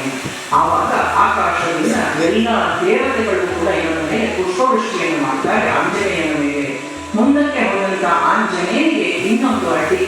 ದೇವತೆಗಳು ಆಂಜನೇಯನ ಶಕ್ತಿ ಎಷ್ಟು ಅಂತ ಹೇಳುವಂಥದ್ದನ್ನು ಇನ್ನೊಮ್ಮೆ ಪರೀಕ್ಷೆ ಮಾಡಬೇಕು ಅಂತ ಆಲೋಚನೆ ಮಾಡ್ತಾರೆ. ನಾಗಮಾತೆಯಾದಂತಹ ಸುರಸೆಯನ್ನು ಕಳಿಸ್ತಾರೆ. ನೀನು ಹೋಗು, ಅಕಾಲವಾಗಿ ಬಾಯಿ ತೆರೆದುಕೊಂಡು ಅಲ್ಲಿ ನಿಲ್ಲು. ಬ್ರಹ್ಮದೇವರಿಂದ ಒಂದು ವರ ಸುರಸೆಗೆ, ಅವಳು ಏನನ್ನು ಬಯಸ್ತಾಳೋ ಎಲ್ಲವೂ ಅವಳ ಮುಖವನ್ನು ಪ್ರವೇಶಿಸಲಿ ಅಂತ ಹೇಳುವಂಥದ್ದು. ಹೋಗಿ ಬಾಯಿ ತೆರೆದ ಮೇಲೂ ರಾಕ್ಷಸಿಯ ರೂಪವನ್ನು ತೊಟ್ಟುಕೋ ಅಂತ ಕಳಿಸಿಕೊಡ್ತಾರೆ. ಯಾಕೆ? ಒಂದು ಬಾರಿ ಆಂಜನೇಯನ ವೇಗವನ್ನು ತಡೆದು ನೋಡಬೇಕು ಅಂತ. ವೇಗವಾಗಿ ಓಡ್ತಾ ಇದ್ದವರನ್ನು ತಡೆದ್ರೆ ಆ ಓಟದ ವೇಗ ಕಡಿಮೆ ಆಗುತ್ತದೆ. ಮಾತಾಡ್ತಾ ಇದ್ದವರನ್ನು ತಡೆದ್ರೆ ಆ ಮಾತಿನ ಓಘಕ್ಕೆ ಅಡ್ಡಿಯಾಗುತ್ತದೆ. ಹಾಗಾಗಿ ತಡೆದು ನಿಲ್ಲಿಸು. ಏನು ಮಾಡ್ತಾನೆ ಆಂಜನೇಯ ಅಂತ ಹೇಳುವಂಥದ್ದನ್ನು ನೋಡಬೇಕು ಅಂತ ಮತ್ತೊಂದು ಪರೀಕ್ಷೆ ದೇವತೆಗಳಿಂದ ಸುರಸೆ ಅಗಲವಾಗಿ ಬಾಯಿ ತೆರೆದು ಆಂಜನೇಯನ ದಾರಿಯ ಮಧ್ಯದಲ್ಲಿ ನಿಂತಿದ್ದಾಳೆ. ಆಂಜನೇಯನಿಗೆ ಈಗ ಈ ಆಟಗಳಿಗೆಲ್ಲ ಕೂರಿಸೋದಿಲ್ಲ, ಅವನಿಗೆ ವೇಳೆ ಇಲ್ಲ. ಆಂಜನೇಯ ನನ್ನನ್ನು ಬಿಟ್ಟು ಬಿಡು, ಮತ್ತೆ ಇನ್ನೊಮ್ಮೆ ಬರ್ತೇನೆ ಅಂತ ಹೇಳಿದ್ರೆ ಇಲ್ಲ, ಈಗಲೇ ನನ್ನ ಮುಖವನ್ನು ಪ್ರವೇಶಿಸಬೇಕು ಅಂತ ಸುರಸೆ ಹೇಳಿದ ಪ್ರಕಾರ ಅವಳ ಮುಖವನ್ನು ತಾನು ಪ್ರವೇಶಿಸ್ತಾನೆ. ತನ್ನ ಆಕಾರವನ್ನು ಕಿರಿದಾಗಿ ಮಾಡಿಕೊಳ್ತಾನೆ. ಅವಳಿಗೆ ಇವನು ಒಳಗಡೆ ಹೋಗ್ತಾ ಇದ್ದಾನೆ ಅಂತ ಗೊತ್ತಾಗುವುದರ ಮೊದಲು ಒಳಗಡೆ ಹೋಗಿಬಿಟ್ಟ. ಆದ್ರೆ ಒಳಗಡೆ ಹೋಗಿದ್ದೇನೆ ಅಂತ ಗೊತ್ತಾಗಬೇಕು. ಅದಕ್ಕಾಗಿ ಕಿರುನಾಲಿಗೆಯನ್ನು ಒಂದು ಬಾರಿ ಜೋರಾಗಿ ಸೆಳೆದು ಒಳಗೆ ಹೋಗಿ ಅವಳು ಬಾಯಿ ಮುಚ್ಚುವುದರೊಳಗೆ ಬಾಯಿಯಿಂದ ಹೊರಗೆ ಬಂದಿಬಿಟ್ಟ. ಬ್ರಹ್ಮದೇವರು ಕೊಟ್ಟಂತಹ ಆ ವರವನ್ನು ಸುಳ್ಳು ಮಾಡಲಿಲ್ಲ ಆಂಜನೇಯ, ಹೊರಗೆ ಬಂದ. ಆವಾಗ ಸುರಸೆ ಮತ್ತೆ ತಾನು ನಾಗಮಾತೆಯ ರೂಪದಲ್ಲಿ ಅವನಿಗೆ ಕಾಣಿಸಿಕೊಳ್ತಾಳೆ, ಪ್ರಸನ್ನಳಾಗುತ್ತಾಳೆ, ಅವನಿಗೆ ಹರಸ್ತಾಳೆ, ಹೋಗಿ ಶೀಘ್ರವಾಗಿ ನಿನ್ನ ಕಾರ್ಯವನ್ನು ಸಾಧಿಸಿ ಬಾ ಅಂತ. ಸುರಸೆಯಿಂದಲೂ ಬೀಳ್ಕೊಂಡು ಮುಂದೆ ಬಂದಂತಹ ಆಂಜನೇಯನಿಗೆ ಇನ್ನೊಂದು ಅಡ್ಡಿ ಸಿಂಹಿಕ. ಹೀಗೆ ದುಷ್ಟೆ. ಆ ಲಂಕೆಯ ಅಧಿಪತಿಯಾದಂತಹ ರಾವಣ ಲಂಕೆಗೆ ಯಾರೂ ಬರಬಾರದು ಅಂತ ಸಮುದ್ರ ಮಧ್ಯದಲ್ಲಿ ಇವಳನ್ನು ನಿಲ್ಲಿಸಿದ್ದಾನೆ. ಆ ತಡೆಯಲಿಕ್ಕೆ ಬಂದವರನ್ನೆಲ್ಲ ಇಲ್ಲಿಯೂ ತಡೆಯಬೇಕು. ಸಿಂಹಿಕೆಯನ್ನು ಇವಾಗ ಸಂಹಾರ ಮಾಡ್ತಾನೆ ಆಂಜನೇಯ. ಅವಳ ಹೊಟ್ಟೆ ಬಂದಾಗ ಈ ರೀತಿ ನಮ್ಮ ಕಾರ್ಯದ ಬಗ್ಗೆ ನಮಗೆ ಸ್ಥಿರತೆ ಇದ್ರೆ ಆಯಿತು. ಮುಂದಕ್ಕೆ ಬಂದ, ಮಧ್ಯದಲ್ಲಿ ಬಂದದ್ದು ಮತ್ತೆ ರಾಜಸಾರಥಿಯಾಗಿ ಬಂದು ಸುರಸೆ, ಪ್ರತಿಸ್ಪರ್ಧಿಯಾಗಿ ಬಂದವಳು. ಅವಳೇನು ವೀರನನ್ನು ನಿಗ್ರಹಿಸಬೇಕು, ಯುದ್ಧ ಮಾಡಬೇಕು ಅಂತ ಬಂದವಳಲ್ಲ. ಅವಳನ್ನೂ ಕೂಡ ತಡೆದ. ಅಲ್ಲಿಂದ ಮುಂದೆ ಬಂದದ್ದು ತಾಮಸಿಕವಾದಂತಹ ಅಡ್ಡಿ ಸೀಮಿತ. ಆದರೆ ತಾಮಸಿಕವಾದ ಅಡ್ಡಿಯನ್ನು ಪೂರ್ತಿ ನಿರ್ಮೂಲನೆ ಮಾಡಬೇಕು, ಇಲ್ಲದಿದ್ದರೆ ಕಾರ್ಯದಲ್ಲಿ ಯಶಸ್ಸು ಸಾಧ್ಯವೇ ಇಲ್ಲ ಅಂತ ಮುಂದೆಗೆ ಬಂದ ತಾಮಸಿಕ ಅಡ್ಡಿಯಾದಂತಹ ಸಿಂಹಿಕೆಯನ್ನು ಕೊಂದ ತ್ರಿಕೂಟ ಪರ್ವತದಲ್ಲಿ ಬಂದು ಇಳಿದ. ಲಂಕೆಯ ಸೊಬಗನ್ನು ಸಂಪೂರ್ಣ ನೋಡ್ತಾನೆ. ಬಹಳ ಸುಂದರವಾದಂತಹ ಲಂಕೆ, ಇನ್ನೂ ಕೂಡ ಕತ್ತಲೆ ಆಗಿಲ್ಲ. ಈ ಹೊತ್ತಲ್ಲಿ ನಾನು ಲಂಕೆಯನ್ನು ಪ್ರವೇಶಿಸುವುದು ಸಾಧ್ಯವಿಲ್ಲ ಅಂತ ತಾನು ಆಲೋಚನೆ ಮಾಡ್ತಾನೆ. ಇನ್ನಷ್ಟು ಕತ್ತಲಾಗಲಿ, ಮೆಲ್ಲಗೆ ಕಾದುಕೊಂಡು ಕೂತು ಲಂಕೆಯ ಸೌಂದರ್ಯವನ್ನು ನೋಡ್ತಾನೆ. ತನ್ನ ಶರೀರವನ್ನು ಸಂಕುಚಿತಗೊಳಿಸ್ತಾನೆ. ಬೆಕ್ಕಿನ ಆಕಾರಕ್ಕೆ ಬರ್ತಾನೆ. ಬೆಕ್ಕೆ ಆದದ್ದಲ್ಲ, ಬೆಕ್ಕಿನ ಆಕಾರಕ್ಕೆ ಬಂದ ಆಂಜನೇಯ.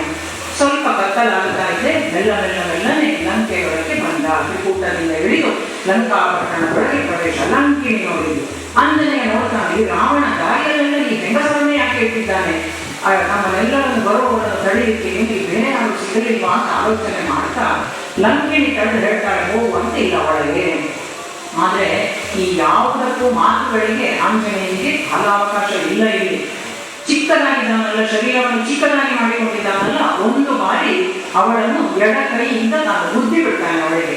ಎಡಗೈಯ ಬಹಳ ಲಘು ಪ್ರಹಾರ ಅಷ್ಟೇ. ಲಂಕಿಣಿ ಕುಸಿದು ಬಿದ್ದಲ್ಲಿ ಆವಾಗ ಲಂಕಿಣಿಗೆ ನೆನಪಾಗ್ತದೆ. ಬ್ರಹ್ಮದೇವರು ಹೇಳಿರ್ತಾರೆ, ಯಾವಾಗ ಒಂದು ಕಪಿ ಪ್ರವೇಶ ಮಾಡ್ತದೋ ಲಂಕೆಗೆ, ಆ ದಿನ ಲಂಕೆಯ ಅಂತ್ಯ ಸಂಭವಿಸಲಿಕ್ಕೆ ದಿನ ಹತ್ತಿರವಾಯಿತು ಅಂತ ಹೇಳುವಂಥದ್ದು ನೆನಪು ಮಾಡಿಕೋ. ಇದು ಲಂಕೆ ಬಹಳ ಕಾಲದಿಂದ ಕಪಿ ಪ್ರವೇಶ ಮಾಡಿದಂದು ನೀವು ಎಚ್ಚರಗೊಳ್ಳಬೇಕು ಅಂತ ಇದು ಲಂಕಿಣಿಗೆ ನೆನಪಾಗುತ್ತದೆ. ಲಂಕಾ ಪ್ರವೇಶಕ್ಕೆ ಲಂಕಿಣಿ ಅನುಮತಿಯನ್ನು ಕೊಡ್ತಾಳೆ. ಆಂಜನೇಯ ಲಂಕೆಯೊಳಗೆ ಪ್ರವೇಶ ಮಾಡಿದ. ಹೇಗೆ ಪ್ರವೇಶ ಮಾಡಿದ? ಮುಖ್ಯ ದ್ವಾರದಿಂದ ಹೋಗಲಿಲ್ಲ. ಇಲ್ಲಿ ಒಂದು ವಿಚಾರವನ್ನು ವ್ಯಾಖ್ಯಾನಕಾರರು ಬರೀತಾರೆ ರಾಮಾಯಣಕ್ಕೆ. ಯಾವಾಗಲೂ ಕೂಡ ಶತ್ರುವಿನ ಮನೆಗೆ ಹೋಗುವಾಗ ಮುಖ್ಯ ದ್ವಾರದಿಂದ ಪ್ರವೇಶ ಮಾಡುವಂತಿಲ್ಲ, ತಾನು ಇನ್ನೊಂದು ಹಿಂಬದಿಯ ದ್ವಾರದಿಂದ ಪ್ರವೇಶ ಮಾಡಿದ್ದಾನೆ. ಇದೇ ಜರಾಸಂಧನ ವಧೆ ಮಾಡಲಿಕ್ಕೆ ಹೋಗುವಾಗ ನಮ್ಮ ಶ್ರೀಕೃಷ್ಣ ಪರಮಾತ್ಮನು ಮಾಡಿದ್ದನ್ನೇ. ಜರಾಸಂಧನ ವಧೆಗೆ ಹೋದಂತಹ ಸಂದರ್ಭದಲ್ಲಿ ಹಿಂಬಾಗಿಲಿನಿಂದ ಪ್ರವೇಶ ಮಾಡ್ತಾನೆ. ಶತ್ರುವಿನ ಮನೆಗೆ ಮುಖ್ಯ ದ್ವಾರದಿಂದ ಪ್ರವೇಶ ಮಾಡುವಂತಿಲ್ಲ. ಎಡಗಾಲನ್ನು ಮುಂದೆ ಇಟ್ಟು ಹೋಗ್ತಾನೆ. ಯಾಕಂದ್ರೆ ಲಂಕೆಯ ನಾಶಕ್ಕಾಗಿ ಬಂದಿದ್ದಾನೆ ಆಂಜನೇಯ. ಮುಂದೆ ಹೋದ. ಲಂಕಾಪಟ್ಟಣದೊಳಗೆ ಹೋಗಿ ಕತ್ತಲಾಗ್ತಾ ಇದೆ. ರಾಕ್ಷಸರೆಲ್ಲ ರಾತ್ರಿ ಎಚ್ಚರವಿರುವಂತವರು ಲಂಕೆಯನ್ನೆಲ್ಲ ಒಳಗೆ ಹೋಗಿ ನೋಡ್ತಾನೆ. ಹೇಗಿದೆ ಲಂಕೆ? ಪ್ರತಿಯೊಂದನ್ನು ನೋಡ್ತಾನೆ. ಅನೇಕ ರೀತಿಯ ರಾಕ್ಷಸರು, ಎಲ್ಲೆಲ್ಲೋ ಕೈಯವರಿಗೆ, ಎಲ್ಲೆಲ್ಲೋ ಹೊಟ್ಟೆ, ಎಲ್ಲೋ ಕಣ್ಣು, ಎಷ್ಟೋ ಕೋಡುಗಳು. ಇವತ್ತೇನು ಮಕ್ಕಳು ಟಿವಿಯಲ್ಲಿ ನೋಡ್ತಾರೆ ವಿಚಿತ್ರವಾದಂತಹ ದೃಶ್ಯಗಳನ್ನು. ಅವರ ನಾಯಕರು ಇದೆಲ್ಲ ಈಗ ಹೊಸತಲ್ಲ, ಆಗದ ಕಾಲಕ್ಕೆ ಲಂಕೆಯಲ್ಲಿ ಇಂಥವರೆಲ್ಲ ಇದ್ರು ಅಂತ ಅಂತಹವರೆಲ್ಲ ಅಲ್ಲಿ ನೋಡ್ತಾನೆ ಆಂಜನೇಯ. ಇಂಥವರೆಲ್ಲರನ್ನು ಕೂಡ ಕೆಲವೊಂದು ಮನೆಗಳಲ್ಲಿ ಸಂಗೀತ ಕೇಳ್ತಾ ಇತ್ತು, ಕೆಲವೊಂದು ಮನೆಗಳಲ್ಲಿ ಮಕ್ಕಳನ್ನು ಆಟ ಆಡಿಸುವುದನ್ನು ನೋಡ್ತಾನೆ, ಕೆಲವೊಂದು ಮನೆಗಳಲ್ಲಿ ಭುಜಗಳನ್ನು ತಟ್ಟಿಕೊಂಡು ಮಲ್ಲಯುದ್ಧ ಮಾಡುತ್ತಿದ್ದಾರೆ ರಾಕ್ಷಸರು. ಎಲ್ಲ ಕಡೆಯಲ್ಲಿ ಸೀತೆಯನ್ನು ಹುಡುಕುತ್ತಾನೆ. ಎಲ್ಲ ಕಡೆ ಹುಡುಕಿದ. ತಾನು ಹೂದೋಟದಲ್ಲಿ ಹುಡುಕಿದ, ದೇವಸ್ಥಾನದಲ್ಲಿ ಹುಡುಕಿದ, ಅದೇ ರೀತಿ ಇಟ್ಟಂತಹ ಆಯುಧಗಳನ್ನು ಇರುವಂತಹ ಆಯುಧಾಗಾರದಲ್ಲಿ ಹುಡುಕಿದ. ತಾನು ಪ್ರತಿ ಮನೆಯ ಕೋಣೆಗಳಲ್ಲಿ ಹುಡುಕಿದ. ಎಲ್ಲಿ ಹುಡುಕಿದ್ರೂ ಸೀತಾಮಾತೆಯ ಪತ್ತೆ ಇಲ್ಲ. ಎಲ್ಲ ಕಡೆಯಲ್ಲಿ ಒಂದೊಂದು ಜಾಗವನ್ನು ಬಿಟ್ಟಿಲ್ಲ. ದೇವಸ್ಥಾನದ ಪ್ರಾಂಗಣ, ಇನ್ನೆಲ್ಲಿ ಆಟ ಆಡ್ತಾರೆ, ಅಲ್ಲಿ ಬಯಲು, ಶಾಲೆ, ಎಲ್ಲ ಕಡೆ ಎಲ್ಲಿಯೂ ಸೀತೆ ಇಲ್ಲ. ಒಂದು ಕಡೆಯಲ್ಲಿ ರಾಮ ಧ್ಯಾನ ಕೇಳಿದ್ರೆ ಮಹಾವಿಷ್ಣುವಿನ ಸ್ತೋತ್ರ ಮಾಡ್ತಾ ಇದ್ದಾರೆ. ಯಾರು ಸ್ತೋತ್ರ ಮಾಡಬಹುದು ಅಂತ ಮೇಲೆ ಹೋಗಿ ನೋಡಿದ್ರೆ ವಿಭೀಷಣ ಮನೆ. ಇಲ್ಲಿ ಸೀತೆ ಇರಲಿಕ್ಕೆ ಸಾಧ್ಯ ಇಲ್ಲ. ಎಲ್ಲಿ ದೇವರ ಧ್ಯಾನ ಮಾಡ್ತಾರೋ, ಎಲ್ಲಿ ಭಗವತ್ ಸ್ಮರಣೆ ಉಂಟೋ ಅಲ್ಲಿ ಇಂತಹ ಅನ್ಯಾಯ ನಡೆಯುತ್ತಿಲ್ಲ. ನನ್ನ ತಾಯಿ ಇಲ್ಲಿ ಇರ್ಲಿಕ್ಕಿಲ್ಲ ಅಂತ ತಾನು ಭಾವಿಸ್ತಾನೆ. ಅಲ್ಲಿಂದ ಮುಂದೆ ಎಲ್ಲ ಕಡೆಯಲ್ಲಿ ಹುಡುಕಿದಂತಹ ಆಂಜನೇಯ ಇವಾಗ ಕೊನೆಗೆ ಬರುವಂಥದ್ದು ರಾವಣನ ಅಂತಃಪುರಕ್ಕೆ. ರಾವಣನ ಅಂತಃಪುರದೊಳಗೆ ಆಂಜನೇಯ ಬರ್ತಾನೆ. ಹೋಗಲೋ ಬೇಡವೋ, ಆದರೆ ಸೀತಾಮಾತೆಯನ್ನು ಹುಡುಕಲೇಬೇಕು. ಅಂತಃಪುರದೊಳಗೆ ಬರ್ತಾನೆ. ಆ ಅಂತಃಪುರದ ಒಂದು ವರ್ಣನೆಯನ್ನು ಮಾಡ್ತಾರೆ ವಾಲ್ಮೀಕಿಗಳು. ನಾವು ಸುಂದರಕಾಂಡದಲ್ಲೇ ಓದಿ ಅದನ್ನು ನಾವು ಅನುಭವಿಸಬೇಕು. ಅಲ್ಲಿ ಮಲಗಿದಂತಹ ಒಂದೊಂದು ಹೆಂಗಸರು ಎಲ್ಲರೂ ಕೂಡ ತಾವು ಪಾನಮತ್ತರಾಗಿದ್ದಾರೆ, ಕುಡಿದಿದ್ದಾರೆ. ಕುಡಿದು ಅವರಿಗೆ ಅವರ ಮೈಯ ವಸ್ತ್ರದ ಯಾವುದರ ಪರಿವೆಯೂ ಇಲ್ಲ. ತಾವು ವಾದ್ಯಗಳನ್ನು ನುಡಿಸ್ತಾ ಇದ್ದಾರೆ. ಒಬ್ಬಳು ವೀಣೆಯನ್ನೇ ತಪ್ಪಿಕೊಂಡು ಮಲಗಿದ್ದಾಳೆ, ಇನ್ನೊಬ್ಬರ ತುಟಿಯಲ್ಲಿ ಕೊಡಲು ಹಾಗೆಯೇ ಇದೆ. ಒಬ್ಬರ ಕಾಲು ಮತ್ತೊಬ್ಬರ ಹೊಟ್ಟೆಯ ಮೇಲೆ, ಇನ್ನೊಬ್ಬರ ತಲೆ ಮತ್ತೊಬ್ಬರ ಎದೆಯ ಮೇಲೆ. ವಸ್ತ್ರಗಳು ಹೇರು, ಚೆಲ್ಲ, ಬಿಳಿ, ಅಲ್ಲಲ್ಲೇ ತಿಂದು ಬಿದ್ದಂತಹ ಮಾಂಸಗಳು, ಬೇರೆ ಬೇರೆ ರೀತಿಯಾದಂತಹ ಪೇಯಗಳು ಎಲ್ಲವನ್ನು ನೋಡ್ತಾನೆ. ಒಂದು ರೀತಿ ನಾವಿವಾಗ ಏನು ಬಾರ್ ಅಂತ ಹೇಳ್ತೇವೆ, ಆ ಬಾರ್ನ ಅದೇ ಚಿತ್ರಣ. ಅಲ್ಲೆಲ್ಲೋ ಒಂದು ಕಡೆ ಸಣ್ಣದಾಗಿ ಮಿಣುಕು ದೀಪ ಇದೆಲ್ಲ ನೋಡ್ತಾರೆ. ಬಾರ್ ಅಲ್ಲ, ಇದೆಲ್ಲ ಚಿತ್ರಣಗಳಲ್ಲಿ ಈ ಆಂಜನೇಯನ ನೋಡ್ತಾ ಹೋಗುವಂತಹ ಪ್ರಯಾಣ ರಾವಣನ ಅಂತ ಕೂಡ ಹೀಗೆ ಇತ್ತು. ನೋಡ್ತಾ ನೋಡ್ತಾ ನೋಡ್ತಾ ಮುಂದೆ ಬರ್ತಾನೆ. ಈ ಹೆಣ್ಣು ಮಕ್ಕಳನ್ನೆಲ್ಲ ನೋಡ್ತಾನೆ. ಎಲ್ಲರನ್ನು ನೋಡಲೇಬೇಕಾದಂತಹ ಪರಿಸ್ಥಿತಿ, ಹೇಗೇನೂ ಇದ್ದಾರೆ. ಎಲ್ಲರನ್ನು ನೋಡ್ತಾ ನೋಡ್ತಾ ನೋಡ್ತಾ ಮುಂದೆ ಬಂದಂತಹ ಆಂಜನೇಯ ಅಲ್ಲೊಬ್ಬಳು ಸಾಧ್ವಿ ಶಿರೋಮಣಿಯಾದಂತಹ ಒಬ್ಬಳು ಹೆಣ್ಣು ಮಗಳು ಹಂಸತೂಲಿಕಾ ಕಲ್ಪದಲ್ಲಿ ಮಲಗಿದ್ದದ್ದನ್ನು ನೋಡ್ತಾನೆ. ರಾವಣನೂ ಮಲಗಿದ್ದಾನೆ ಅಲ್ಲಿ. ರಾವಣನನ್ನು ನೋಡ್ತಾನೆ. ರಾವಣನ ಶರೀರದಲ್ಲೆಲ್ಲ ಯುದ್ಧದಿಂದ ಆದಂತಹ ಗಾಯದ ಗುರುತುಗಳು, ಐರಾವತದಿಂದ ಅವನು ಹೊಡೆಸಿಕೊಂಡಂತಹ ಗುರುತುಗಳೆಲ್ಲ ಶರೀರದ ಮೇಲೆ ಎಲ್ಲವನ್ನೂ ನೋಡ್ತಾನೆ. ಮಂಡೋದರಿಯನ್ನು ನೋಡ್ತಾನೆ. ಮಂಡೋದರಿಯನ್ನು ನೋಡಿದ ಕ್ಷಣ ಸಾಧ್ವಿಯ ಕಳೆ ಆ ಮುಖದಲ್ಲಿ ಕಾಣ್ತಾ ಇದೆ. ಹೀಗೆ ಸೀತೆ ಇರಬಹುದಾ ಅಂತ ತಾನು ಭಾವಿಸ್ತಾನೆ. ಸೀತೆಯನ್ನು ಇದುವರೆಗೆ ಆಂಜನೇಯ ನೋಡಿಲ್ಲ. ರಾಮಚಂದ್ರ ಹೇಳಿದಂತಹ ಆ ಗುರುತುಗಳನ್ನು, ಆಕೆಯ ಶರೀರದ ಲಕ್ಷಣಗಳನ್ನೆಲ್ಲ ಹೇಳಿ ಕಳಿಸಿದ್ದಾನೆ. ಅದನ್ನೆಲ್ಲ ಮನಸ್ಸಲ್ಲಿ ಇಟ್ಟುಕೊಂಡು ಬಂದಿದ್ದಾನೆ. ಹೀಗೆ ಸೀತೆ ಇರಬಹುದು, ಸೀತೆಯೇ ಅಂತ ಒಂದು ಕ್ಷಣಿಗೆ ಭ್ರಮೆಗೊಳಗಾಗ್ತಾನೆ ಆಂಜನೇಯ. ಸಂತೋಷವಾಯಿತು. ಆಸ್ಫೋಟಯಾಮಾಸ ಕುಟುಂಬ ಪುಚ್ಚ ನಂದ ಚಿಕ್ರೀಡ ಜಗೌಜಧಾಮ ಸಂಬನ್ನಮಾರೋಹನ್ ಪವಾದ ಭೂಮೋ ನಿದರ್ಶಯನ್ ತ್ವಾಂ ಪ್ರಗತಿ ಕಪೀನಾಂ ಅಂತ ಹೇಳ್ತಾರೆ. ಆಸ್ಫೋಟಯಾಮಾಸ ಕುಟುಂಬ ಪುಚ್ಚ, ಕಪಿ ಅಲ್ವಾ, ಭುಜಗಳನ್ನು ಕುಣಿಸಿದಾನೆ. ಆಸ್ಫೋಟಯಾಮಾಸ ಕುಟುಂಬ ಪುಚ್ಚ, ತನ್ನ ಬಾಲವನ್ನು ಎಳೆದು ಬಾಲಕವನ್ನು ಮೊತ್ತು ಕೊಟ್ಟು ಬಿಟ್ಟು ಕುಟುಂಬ ಪುಚ್ಚ ಸ್ತಂಭನ್ನಮಾರೋಹ, ಅಲ್ಲೇ ಇದ್ದಂತಹ ಒಂದು ಕಂಬ ಇದ್ದಲ್ಲ, ಆ ಕಂಬದ ಮೇಲೆ ಹತ್ತಿದ, ಅಲ್ಲಿಂದ ಹಾರಿದ, ಕುಡಿದ, ಜಿಗಿದ, ಕುಪ್ಪಳಿಸಿದ, ಸೀತೆ ಸಿಕ್ಕಳು ಅಂತ. ಆಮೇಲೆ ಏನು ತಾನು ಕಪಿ ಅಂತ ಹೇಳುವಂತಹ ತನ್ನ ಆ ಒಂದು ಸ್ವಭಾವವನ್ನು ತಾನಲ್ಲಿ ಪ್ರಕಟ ಮಾಡ್ತಾನೆ ಆಂಜನೇಯ. ಸಂತೋಷ ಆಯಿತು. ಸಂತೋಷ ಆಗಬೇಕು. ಕಪಿಗಳು ಹೇಗೆ ಮಾಡ್ತಾರೆ ಅದೇ ರೀತಿಯಾಗಿ ಮಾಡ್ತಾನೆ. ಆಮೇಲೆ ಆಲೋಚನೆ ಮಾಡ್ತಾನೆ, ಈಕೆ ಸೀತೆ ಇರಬಹುದಾ? ಸೀತೆ ಈ ರೀತಿಯಾಗಿ ರಾಮನನ್ನು ಬಿಟ್ಟು ಇಷ್ಟೊಂದು ಸುಖವಾಗಿ ನಿದ್ರೆ ಮಾಡಿ ಆಡ ಸೀತೆ, ಇದು ಸೀತೆ ಅಲ್ಲ. ರಾವಣನ ಅಂತಃಪುರದಲ್ಲಿ ಬಂದು ಸೀತೆ ಈ ರೀತಿಯಾಗಿ ಸುಖ ನಿದ್ರೆ ಮಾಡುವಂತಹ ಸಾಧ್ಯತೆ ಉಂಟಾ? ಸೀತೆ ಅಲ್ಲ ಅಂತ ಹೇಳುವಂಥದ್ದು ತೀರ್ಮಾನ ಆಗ್ತದೆ. ದುಃಖಿತನಾಗ್ತಾನೆ. ಎಲ್ಲಿ ಹುಡುಕುದು ನಾನು ಸೀತೆಯನ್ನು? ಎಲ್ಲಾ ಕಡೆ ಹುಡುಕಿಯಾಗಿದೆ, ನೋಡಿ ಆಗಿದೆ, ಇಡೀ ಲಂಕಾಪಟ್ಟಣ ನೋಡಿದ್ದೇನೆ, ಎಲ್ಲೂ ಇಲ್ಲ. ಈಗ ಮರಳಿ ಹೋಗುವುದು ಹೇಗೆ? ಇಲ್ಲೇ ನಾನು ಆತ್ಮಹತ್ಯೆ ಮಾಡಿಕೊಳ್ಳಿಲ್ಲ. ನಾನು ಆತ್ಮಹತ್ಯೆ ಮಾಡಿಕೊಂಡರೆ ಅಲ್ಲಿ ನನಗಾಗಿ ಕಾಯ್ತಾ ಇರುವಂತಹ ಸುಗ್ರೀವ, ಆ ರಾಮಚಂದ್ರ ಸ್ವಾಮಿ ಸೀತೆಯ ಸುಳಿವು ಸಿಗದಿದ್ರೆ ನಾನು ಉಳಿಯಲಾರ. ಅದೇ ರಾಮನು ಇಲ್ಲದಿದ್ರೆ ಲಕ್ಷ್ಮಣನು ಉಳಿಯಲಾರ. ಲಕ್ಷ್ಮಣ ರಾಮನು ಇಲ್ಲದಿದ್ರೆ ಭರತ ಶತ್ರುಘ್ನರು ಇಲ್ಲ. ಅವರ ತಾಯಿಯನ್ನೂ ಉಳಿಯಲಾರರು. ಕೊಟ್ಟ ಮಾತನ್ನು ಉಳಿಸಲಿಕ್ಕಾಗಲಿಲ್ಲ ಅಂತ ಸುಗ್ರೀವ ಉಳಿಯಲಿಕ್ಕಿಲ್ಲ. ಅಂಗದ ಇಲ್ಲ. ಸಂಪೂರ್ಣ ಇಷ್ಟು ಜನರ ಮರಣಕ್ಕೆ ನಾನು ಕಾರಣನಾಗಬೇಕಾಗ್ತದೆ. ಏನು ಮಾಡಲಿ ನಾನು ಅಂತ ಆಲೋಚನೆ ಮಾಡಿದಂತ ಆಂಜನೇಯ ನೋಡಬೇಕಾದ್ರೆ ಎದುರಿನ ಅಶೋಕವನ ಕಾಣ್ತದೆ. ಆಂಜನೇಯ ಇನ್ನೊಮ್ಮೆ ಹೋಗಿ ನೋಡ್ತೇನೆ, ಪ್ರವೇಶ ಮಾಡ್ತೇನೆ ಅಂತ ಆ ಅಶೋಕವನದೊಳಕ್ಕೆ ಪ್ರವೇಶ ಮಾಡ್ತಾನೆ. ಅಲ್ಲಿ ಹೋಗಿ ಆ ಮರಗಳ ಮೇಲೆಲ್ಲ ಹತ್ತುತ್ತಾ ಹೋಗುವಾಗ ರಾವಣನಿಗೆ ಅತ್ಯಂತ ಪ್ರಿಯವಾದಂತಹ ಅಶೋಕವನ. ಎಲ್ಲೆಲ್ಲಿಂದಲೂ ಹೂಗಿಡಗಳನ್ನೆಲ್ಲ ತಂದು ಅನೇಕ ಬಗೆಯ ವೃಕ್ಷಗಳನ್ನು ನೆಟ್ಟಿದ್ದಾನೆ. ಒಂದೊಂದೇ ವೃಕ್ಷಗಳ ಮೇಲೆ ಹತ್ತುತ್ತಾ ಹೋಗಿ ನೋಡುವಾಗ ಅಲ್ಲೊಂದು ಶಿಂಶುಪ ವೃಕ್ಷದ ಬುಡದಲ್ಲಿ ಸೀತೆ ಕೂತಿದ್ದಾಳೆ. ಅವಳನ್ನು ನೋಡ್ತಾನೆ ಆಂಜನೇಯ. ನೋಡಿದ ಕ್ಷಣ ಅವನಿಗೆ ಮನಸ್ಸಲ್ಲಿ ಹೀಗೆ ನನ್ನ ತಾಯಿ ಅಂತ ಹೇಳುವಂಥದ್ದು ಸ್ಥಿರವಾಗ್ತದೆ. ನೋಡಿದ ಕ್ಷಣ ಕೂದಲೆಲ್ಲ ಜೊತೆ ಕಟ್ಟಿದೆ, ತಲೆಯನ್ನು ಕೆಳಗೆ ಹಾಕಿದ್ದಾಳೆ, ಮನಸ್ಸಲ್ಲಿ ರಾಮಧ್ಯಾನ, ತುದಿಯಲ್ಲೂ ರಾಮಸ್ಮರಣೆಯನ್ನು ಮಾಡ್ತಾ ಇದ್ದಾಳೆ.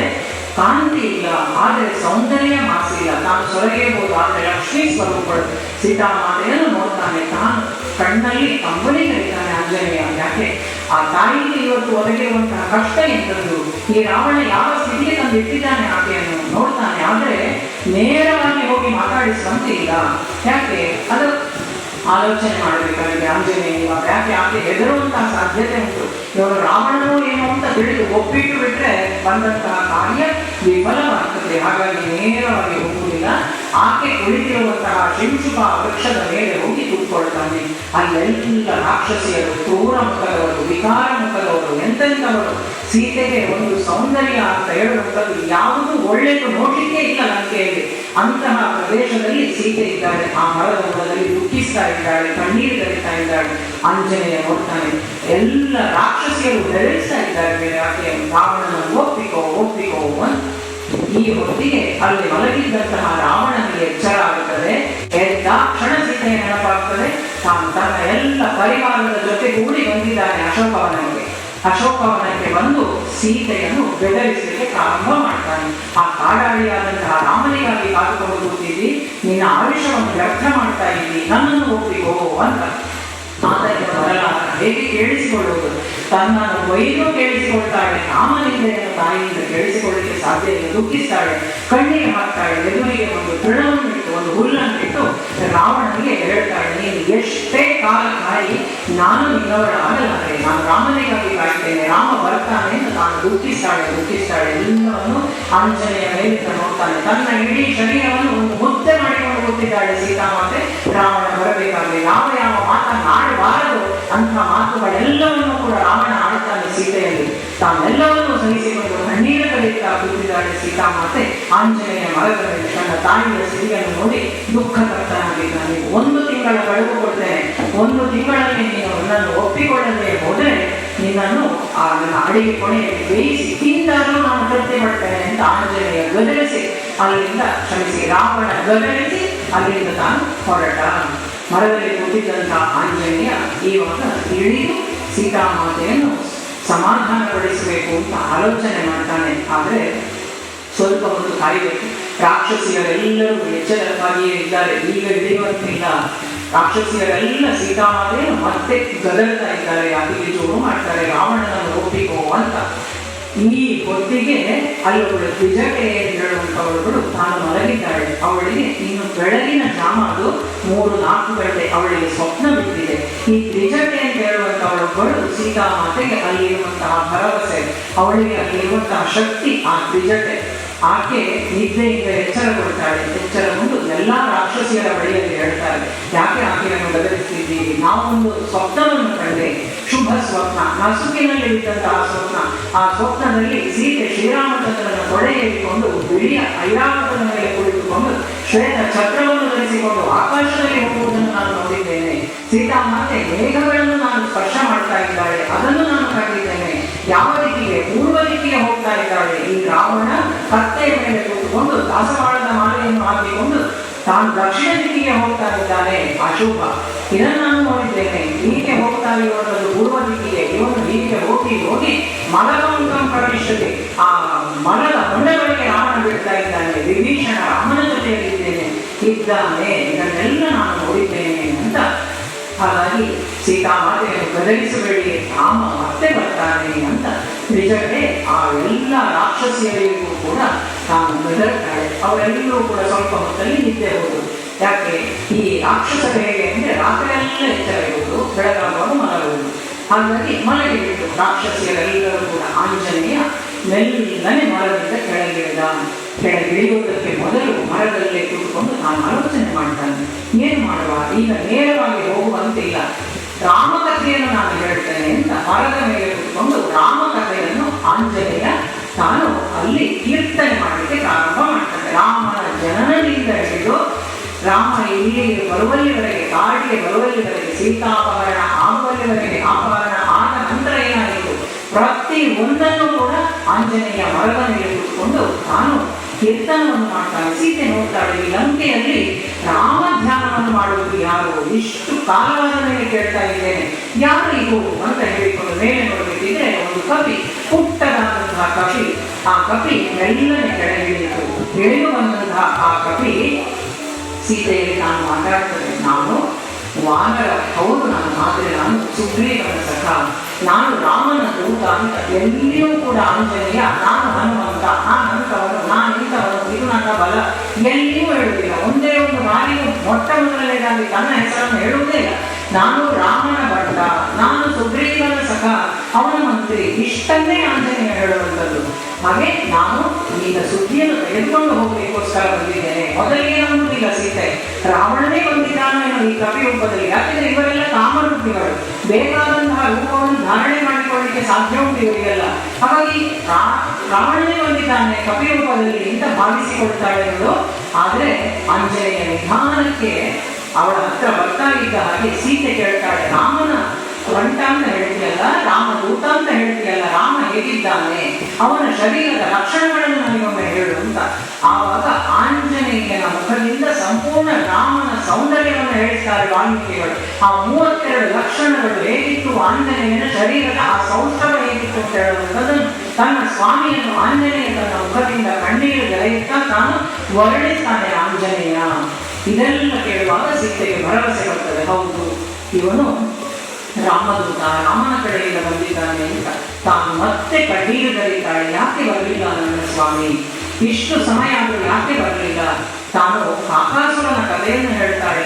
ನೀನು ರಾಮದೂತ ಅಂತ ಹೇಳಿದ್ಯಲ್ಲ, ಯಾವಾಗ ನಾವೆಲ್ಲ ದಂಡಕಾರಣ್ಯದಲ್ಲಿ ವನವಾಸದಲ್ಲಿದ್ದೆವೋ ಆವಾಗ ಒಂದು ಬಾರಿ ಶ್ರೀರಾಮಚಂದ್ರ ಸ್ವಾಮಿ ನನ್ನ ತೊಡೆ ಮೇಲೆ ಮಲಗಿದ್ರು. ಒಮ್ಮೊಮ್ಮೆ ನಾನು ಅವರ ತೊಡೆ ಮೇಲೆ, ಅವರು ನನ್ನ ಕಾಲಲ್ಲಿ, ಇದೆಲ್ಲ ನಡೀತಿತ್ತು. ಯಾವಾಗ ಅವರು ನನ್ನ ತೊಡೆ ಮೇಲೆ ಮಲಗಿದ್ರು ಆವಾಗ ಆಕಾಶದಲ್ಲಿ ದೇವೇಂದ್ರನ ಮಗನಾದಂತಹ ಜಯಂತ ಹೋಗ್ತಾನೆ. ಹಾಗೆ ಹೋದಂತಹ ಜಯಂತ ಸೀತಾದೇವಿಯನ್ನು ನೋಡಿ ಮೋಹಗೊಳ್ತಾನೆ. ತಾನು ಕಾಗೆಯ ರೂಪವನ್ನು ಧರಿಸ್ತಾನೆ. ಕಾಗೆಯ ರೂಪವನ್ನು ಧರಿಸಿ ಮೆಲ್ಲನೆ ಬಂದು ಸೀತಾದೇವಿಯ ವಕ್ಷಸ್ಥಳಕ್ಕೆ ಹಸಿ ಮಾಡ್ತಾನೆ ತನ್ನ ಕುಕ್ಕಿನಿಂದ. ಆವಾಗ ರಕ್ತ ಧಾರಾಕಾರವಾಗಿ ಹರಿಯಿತು. ಆ ರಕ್ತದ ಧಾರೆ ರಾಮಚಂದ್ರ ಸ್ವಾಮಿಯ ಕಿವಿಯನ್ನು ಸ್ಪರ್ಶಿಸಿತು. ಭಗವಂತ ನಿದ್ದೆಯಿಂದ ಎದ್ದು ನೋಡಬೇಕಾದ್ರೆ ಕಾಗೆ ಒಂದು ಸೀತಾದೇವಿಗೆ ಕಾಟ ಕೊಡ್ತಾ ಇದೆ. ಆವಾಗ ಅಲ್ಲೇ ಇದ್ದಂತಹ ಒಂದು ದರ್ಬೆಯನ್ನು ತೆಗೆದು ಅದನ್ನು ಬ್ರಹ್ಮಾಸ್ತ್ರವಾಗಿಸಿ ಆ ಕಾಗೆಯ ಮೇಲೆ ಇಟ್ಟುಬಿಡ್ತಾನೆ. ಜಯಂತನ ಮೇಲೆ ಇಡೀ 4 ಲೋಕಗಳಿಗೆ ಹೋಗುವ ಕೂಡ ರಾಮಬಾಣದಿಂದ ಮುಕ್ತಿ ಸಿಗುವುದಿಲ್ಲ. ಈ ಕಾಕಾಸುರನಿಗೆ, ಈ ಜಯಂತನಿಗೆ ಮುಕ್ತಿ ಇಲ್ಲ. ಕೊನೆಗೆ ಮರಳಿ ಒಂದು ರಾಮನ ಪಾದಕ್ಕೆ ಶರಣಾಗುತ್ತಾನೆ. ಆವಾಗ ರಾಮ ಹೇಳುವಂಥದ್ದು, ನಾನು ಬಿಟ್ಟಂತಹ ಅಸ್ತ್ರ ಅದು ಗುರಿಯನ್ನು ಮುಟ್ಟದೆ ಹಿಂದೆ ಬರುವುದಿಲ್ಲ. ರಾಮಬಾಣ ಅಂತ ಹೇಳುವುದು ಅದಕ್ಕೆ. ಎಲ್ಲಿಗೆ ಅದು ಹೋಗಿ ಬಿಡಬೇಕು ಅಂತ ಹೇಳುವಂಥದ್ದು ನೀನು ಹೇಳು. ಈ ನನ್ನ ಕೆಟ್ಟ ಕಣ್ಣಿನಿಂದ ನಾನು ಸೀತೆಯನ್ನು ನೋಡಿದೆ, ದುಷ್ಟ ಭಾವನೆ ಮನಸ್ಸಿಗೆ ಬಂತಲ್ಲ, ನನ್ನ ಕಣ್ಣನ್ನೇ ನಾಶ ಮಾಡಲಿ ಅಂತ. ಹಾಗಾಗಿ ಕಾಗೆಯ ಒಂದು ಕಣ್ಣಿಗೆ ರಾಮಬಾಣ ಹೋಗಿ ಮುಚ್ಚಿತು. ಅಂದಿನಿಂದ ಕಾಗೆ ಕಣ್ಣಾಗಿತ್ತು ಕಾಗೆಗೆ ಅಂತ ಹೇಳುವಂಥದ್ದನ್ನು ರಾಮಾಯಣ ನಮಗೆ ಹೇಳ್ತದೆ. ಇದನ್ನೆಲ್ಲ ಆಂಜನೇಯನಿಗೆ ಹೇಳ್ತಾಳೆ, ಮರಳಿ ಹೋಗಿ ನೀನು ಈ ಕಥೆಯನ್ನು ಹೇಳು. ಯಾಕಂದ್ರೆ ನೀನು ನೋಡಿದ್ದು ಸೀತೆಯನ್ನೇ ಹೇಳುವಂತಹ ಒಂದು ಭರವಸೆ ರಾಮನಿಗೆ ಬರಬೇಕಲ್ಲ, ಈ ಕಥೆಯನ್ನು ಹೋಗಿ ಹೇಳು ಅಂತ ಸೀತಾದೇವಿ ಹೇಳ್ತಾಳೆ. ಹಾಗೆ ಆ ಕಾಡಲ್ಲಿ ಆ ಜಯಂತವನ್ನು ಕುಕ್ಕಿದ್ದಕ್ಕೆ ಅಷ್ಟು ಸಿಟ್ಟು ಮಾಡಿಕೊಂಡ, ಇಲ್ಲಿ ಯಾಕೆ ಬರಲಿಲ್ಲ? ಈಗ ರಾವಣ ಏನೇನು ಮಾತಾಡಿ ಹೋದ, ನೀನು ಕೇಳಿದ್ಯಲ್ಲ, ಮತ್ತೆ ಯಾಕೆ ಈಗ ಬರಲಿಲ್ಲ ಅಂತ ಮತ್ತೆ ತಾನು ಕಣ್ಣೀರು ಗರಿತಾಳೆ, ದುಃಖಿಸ್ತಾಳೆ. ಆವಾಗ ಹೇಳಿದ್ದಾರೆ ನನ್ನ ಸ್ವಾಮಿ ಯಾಕೆ ಬಂದಿಲ್ಲ, ಲಕ್ಷ್ಮಣ ಏನು ಮಾಡ್ತಾ ಇದ್ದಾನೆ ಅಂತ. ಅತ್ತಿಗೆ ಅಂದ್ರೆ ಅಷ್ಟು ಪ್ರೀತಿ. ರಾಮ ಲಕ್ಷ್ಮಣರಿಗೋಸ್ಕರ ಅಯೋಧ್ಯೆ, ಅವನಿಗೇನು ಕಾಡಿಗೆ ಬರಬೇಕು ಅಂತ ಇರಲಿಲ್ಲ, ಬಿಟ್ಟು ಬಂದಿದ್ದಾನಲ್ಲ.